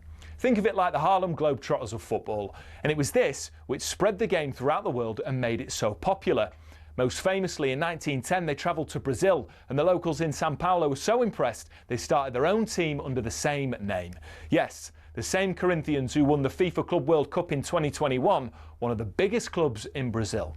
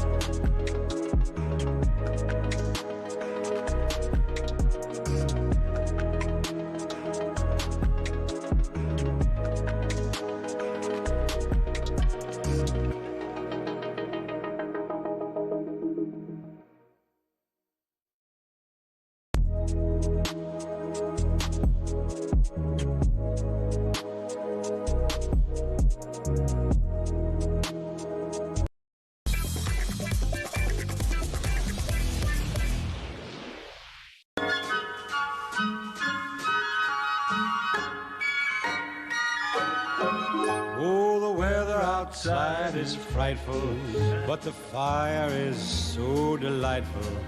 And since we've no place to go, let it snow, let it snow, let it snow. Honestly, What's the odds this year, Al? if it's snow, White Christmas, what's the odds? White Christmas, doubt it. You may get a flurry. It's a little bit milder now, isn't it? But we do have a panic up, don't we? Look, if it's too hot, you have a panic up, and all. Oh, if it pours of rain, you be careful. If it snows, yeah, be careful. But just during the summer, I like the summer when people say it's too hot, it's too hot. Yeah. I said, well, this is what you do. This is what you want in the summer, usually. The problem is, Ray, sometimes when it's extreme heat, people asthma and stuff like that, and older people suffer a wee bit. Okay. You do need to have... Well, it's a little bit like coldness, though, isn't it? People. Well, especially what's going on at the moment. Crikey, that worries me. When we come in here in the morning, we're near London Bridge Station, you see people sitting outside home. Oh, that's awful, awful. And for the life of me, I don't want to go into it really, but for the life of me, why am I not helping them people? Yeah, absolutely. Do you know what I mean? Your own. Military, this, your own. that. Exactly. Why are we not helping them before we help foreign aid, before we help anything? Yes. It's horrible, especially this time of year. You see them sitting out there and they've got nothing. Absolutely zero. I'm with you. Anyway. Right, 9:35. Where we going next, Ray? What you got on today, by the way, no, probably not, Al. I'll probably go and see my mum for a bit on the way home, because round our area, Al, the Gallows Corner's closed. It's causing havoc. So this is easy. On the way home, down the A13, cut through Dagenham. And then I'm going to go and celebrate Scotland's win. You down the road. You got the pub again? Yeah, just to go and celebrate their win. Now you got to celebrate their win. It was sensational. Yeah. talkSPORT Breakfast with me and Ray Parlour and Arnold Clark. Get £750 off any used electric car or home charger. Now, England have announced their 12-man squad for the first test this morning, which includes 5 quick bowlers in Wood, Archer, Atkinson, Carse, as well as Stokes, with the spinner Bashir also included. So how will Bazball face up to the Aussies is a big question. Well, Australian cricket writer Malcolm Conn, he said it's going to be a whitewash, didn't he, before? He joined us earlier on this morning and had his say on the hatred of Bazball. Have a listen to this. Well, it's not a matter of hating it. It's all a bit of a myth, Bazball, isn't it? They go out and have a good time, have a good whack, and then every time it gets tough, they don't win. And if you look at Bazball's success, it's been terrific for the crowd, but it's been so-so for the team. I mean, England actually is the host of the World Test Championship final. It's played every 2 years. They've now played 3 of them. England haven't qualified for any of them. So until they actually do something, then we'll be all rather amused about all this Bazballing, really. Yeah. I hope they go Bazball up first time round in Perth, because if they go on that bouncy wicket flailing away, it'll be flying to the slips all day. Malcolm, he was a bit of a Bazball. Malcolm, we ain't going walkabout, will we? Dear, he's saying it's going to be a whitewash. It's not going to be a whitewash. Oh, no. I mean, if England can win this first one, I think it's... Is that the right thing to do? Go with pace with the bowlers? Oh, I think so, yeah. Yeah, with the pitch. And the Aussies have lost 2 cracking, Hazelwood and Cummings. They've lost 2 really good ones. It's not going to be easy, but I can't see a whitewash. I can't see it. The top order out, isn't it? If you get them out early doors... Yeah, and they've got a great chance. And England can't have a batting collapse, And Joe, I'd love to see Joe get his 100 and stick it right down their throats. Yeah, no, it should be brilliant. And it starts Fridays, isn't it? Yeah, about 2 in the morning. I think so. I'm doing the show. Eh? So I'll be watching it in here. Of course you are. Don't forget, tomorrow, a warm welcome at Birmingham City Training Ground for Jeff Stelling and Gabby. All right. Gabby, he's panicking, by the way. He's going to Birmingham's training ground. Amazing. And he's meant to wear a Birmingham shirt underneath his normal. It's like me going to Tottenham training ground, you going to Norwich. Yeah, I know. We just wouldn't do it, would we?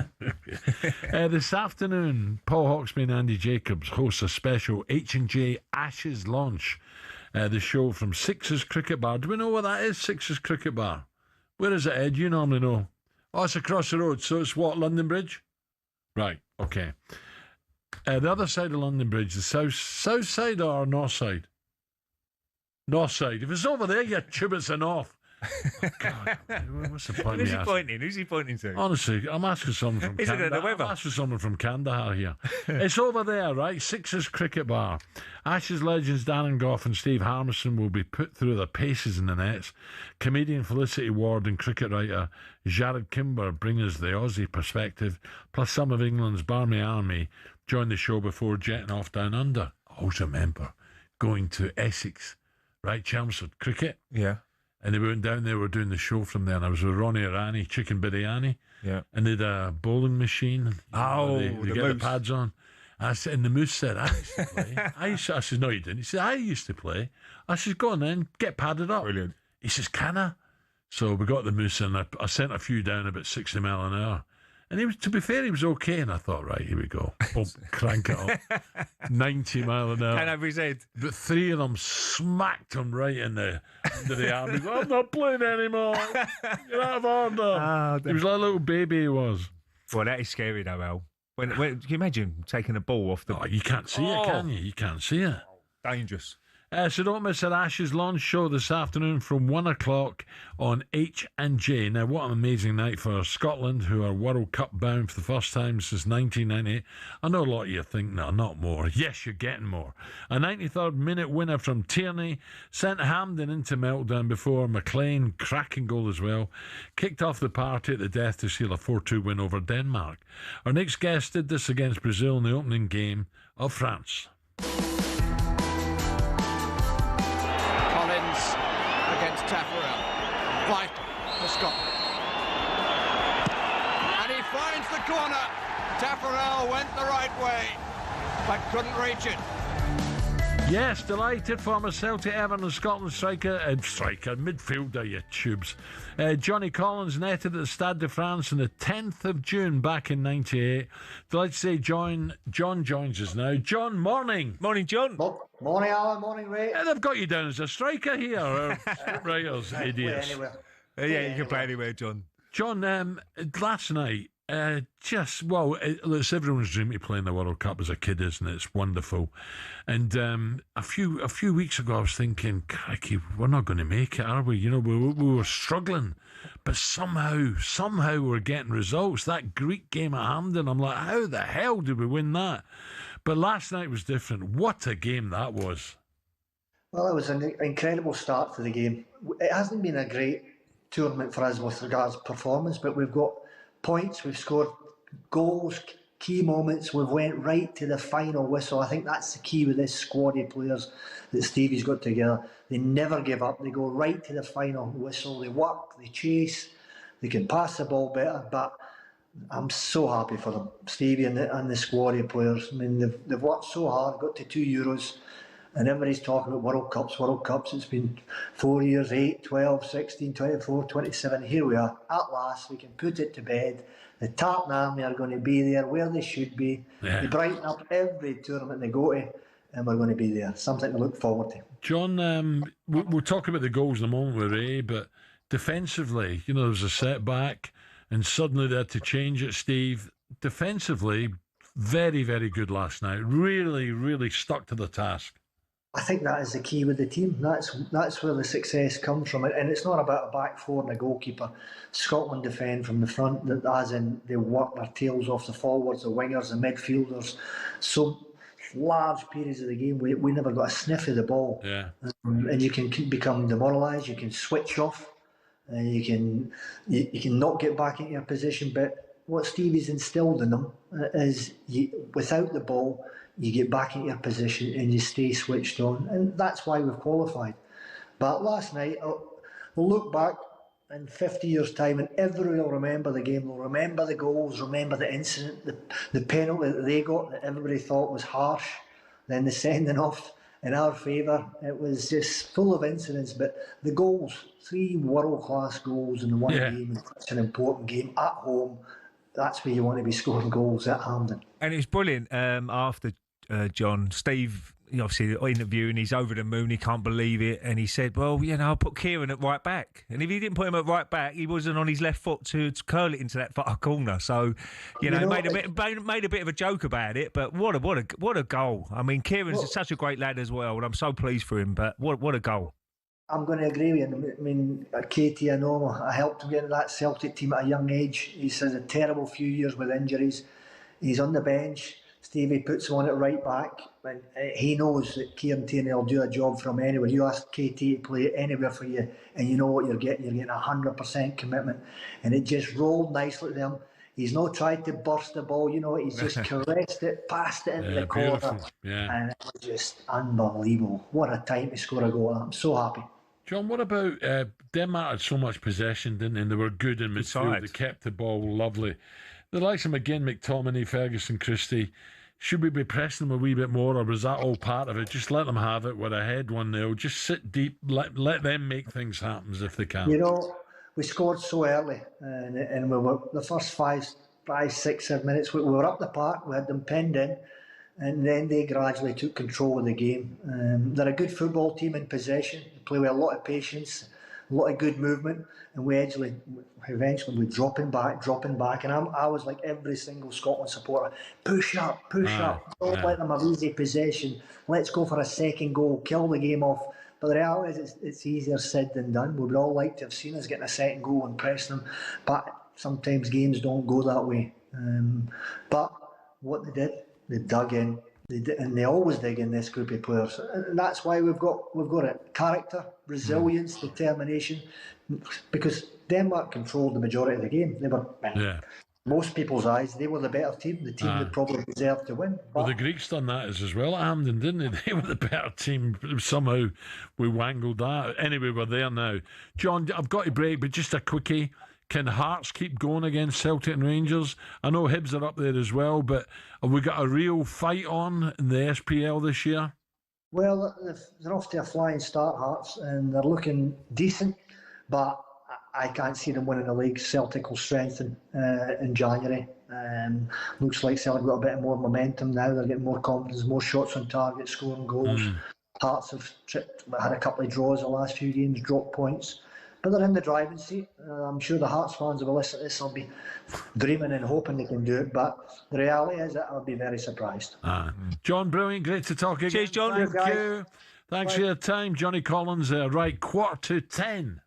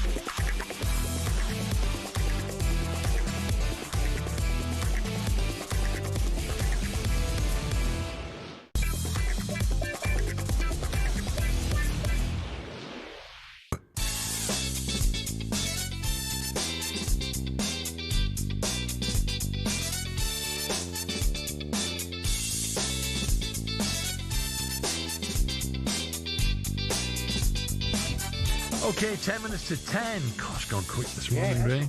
talkSPORT Breakfast with Arnold Clark. Get the UK's best used car deals guaranteed. Are you going to the Arsenal this weekend? Yeah, I'm going Sunday. All right. Yeah. It's always a cracking atmosphere. And look, it's a game that... It's one of the best derbies, isn't it? Yeah. Well, every derby's great. I mean, looking forward to Newcastle Sunday this year as well. Obviously, the best one probably is Rangers Celtic, the old firm. But Liverpool Everton, Manchester. There's a lot of good ones. It's some great derby. Look at Sheffield United, Sheffield Wednesday this weekend.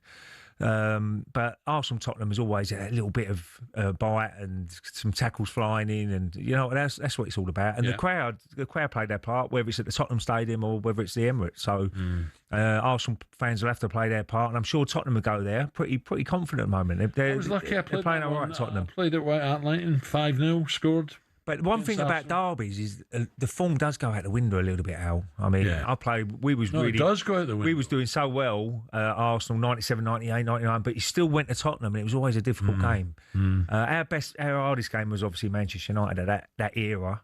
But Tottenham was always a big game to win for your fans' point of view. Yeah, I think Arsenal. It's the old bragging rights, going back to work on the Monday. Oh God, yeah. But yeah, it should be a cracking game. And look, Tottenham, Thomas Frank is done okay at the moment. They're sitting pretty good in the league, aren't they? So third or fourth. But yeah, Arsenal being at home, have got to go on the front foot and try. Well, they have to try and get that first goal. Right, so last night Scotland, after 28 years of hurt, will be returning to the World Cup finals. A 4-2 victory over Denmark at Hampden, over 4,900 miles from Glasgow. Our very own Super Ali. He took in all the drama down in Vegas. Diet Coke in hand. Diet Coke. Yeah, all right, we're told. Surrounded by absolutely no one in the Vegas bar. Yeah, that's the point. There was no one there, was there? Well, they're all in... They're all in the old casino, aren't they? Let's have a listen. Billy No Mates, here he is. Oh, man alive. Man alive. I'm absolutely, voice is going, buzzing with capital B. Buzzing, capital B. Oh, man. I'm on a Diet Coke. My voice is going. Unbelievable, lads. Unbelievable. What a finish that was. Oh, man. I just can't believe it. I'm watching up there. It's remarkable. Absolutely remarkable. Just so happy, man. So happy. He's broken it up. He's bevied by Do you know what it is? It's probably it's midday there, isn't it? No, it'd be 2 in the afternoon when he was doing that video. West Coast, aren't they? So Vegas, it's probably 8 hours behind. So they kicked off at 8. Yeah, because New York's 5 behind. It'd be 12 o'clock start. Yeah. That's why he's on a Diet Coke. He might be on Diet Coke then. No. Oh, you got to have a beer watching the game, haven't you? Don't listen to him. Right, get ready to kick off 2026 in style as talkSPORT and Mates at Virgin Atlantic are giving you the chance to win an incredible trip for 2 to Vegas. Join Ali. You begin with exclusive access to the Virgin Atlantic Clubhouse, Heathrow, then fly in upper-class comfort, very nice, with lie-flat beds and premium service all the way to Vegas with a bar as well. Once you touch down, you check into Spa Villa for 4 nights. Cheer from the stands as the Vegas Raiders take on the Chiefs of Kansas. And we're throwing in $5,000 cash to play with. While you're there, you don't have to. You can stick it in your old skyrocket. So clear your calendar January the 2nd to the 7th, 2026, because this could be the greatest start to a new year you've ever had. Good luck to you. 21 plus, UK excluding Northern Ireland. For a chance to win, text WIN to 83338. Text at £2 plus standard network rates. Bill payer's permission required. Or call 03434239761. Calls are charged at standard rate. All entries must be received by the 28th of November at 4 p.m. This is a network promotion. Run across talkSPORT, Virgin Radio UK and Talk. Full terms and conditions at talksport.com. Now, Arsenal defender Gabriel, this is not good, is facing up to 2 months on the sidelines. At least 2 months, we're told, after sustaining a thigh injury in Brazil's friendly against Senegal. At the Emirates, no less. Ray, Gabriel. He's been brilliant. Arsenal.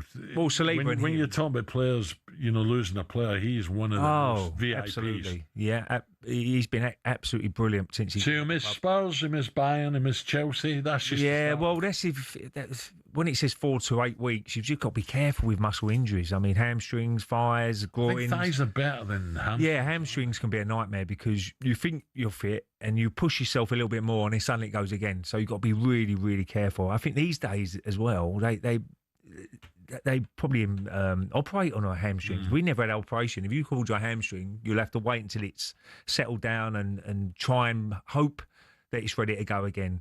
Yeah. But it all depends on the intensity of the injury or whatever. And I'm sure they'll be having scans and knowing whether it's level 3, level 2, whether it's going to be. See, in our day, remember our day? You had a hot and cold sponge, hot towels, bit of the old bit of spray on it. Yeah, it was unbelievable. Well, when we had, I think of it. Well, when I look at my left knee now, Al, I've got no cartilage. I've only got a little bit at the front where they should take it out. I've got injections in my knee on Thursday.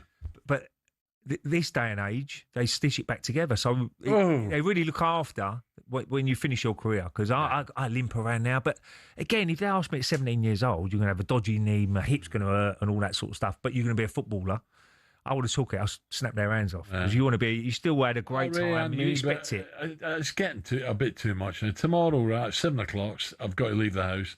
Flu jab. And then down to Felixstowe, injection in both knees. Oh, the injection day tomorrow. I know. I'm honestly, if I was a horse, I'd be put down. I'm just falling apart. Well, then again, I'm nearly 67. Yeah, you're doing well, Al. You're doing well. It's a miracle. You're getting a second win now, I think. It's a miracle. You're getting a second win in your life now. Listen, hope you enjoyed it. Don't forget Gabby and Jeff tomorrow from Birmingham City Training Ground. Go and say, you Bluenoses, go and say, hiya, Gab, how are you? Be nice to him. Jeff sounds a pound, but you can give it to Gabby. And don't forget tonight, give it to O'Hara. Give it to the old Viking. He's getting it tonight, O'Hara. And I'll see you next week, I'm afraid, because I'm not working Friday. No. So I'll be back next Wednesday, Thursday, I'll be Friday. with you Wednesday, I think, next week. So enjoy tonight. Have a great... enjoy the Ashes as well. Don't forget that live on talkSPORT. Keep celebrating you Scottish fans. Absolutely, boys. No Scots, no party. We're there. And good luck to the rest of the boys in the draw as well. We want to try and keep Wales and the Republic apart, don't we? Right, Ray, have a great day. Enjoy the big North London derby as well. That'll be great. 2 minutes to 10.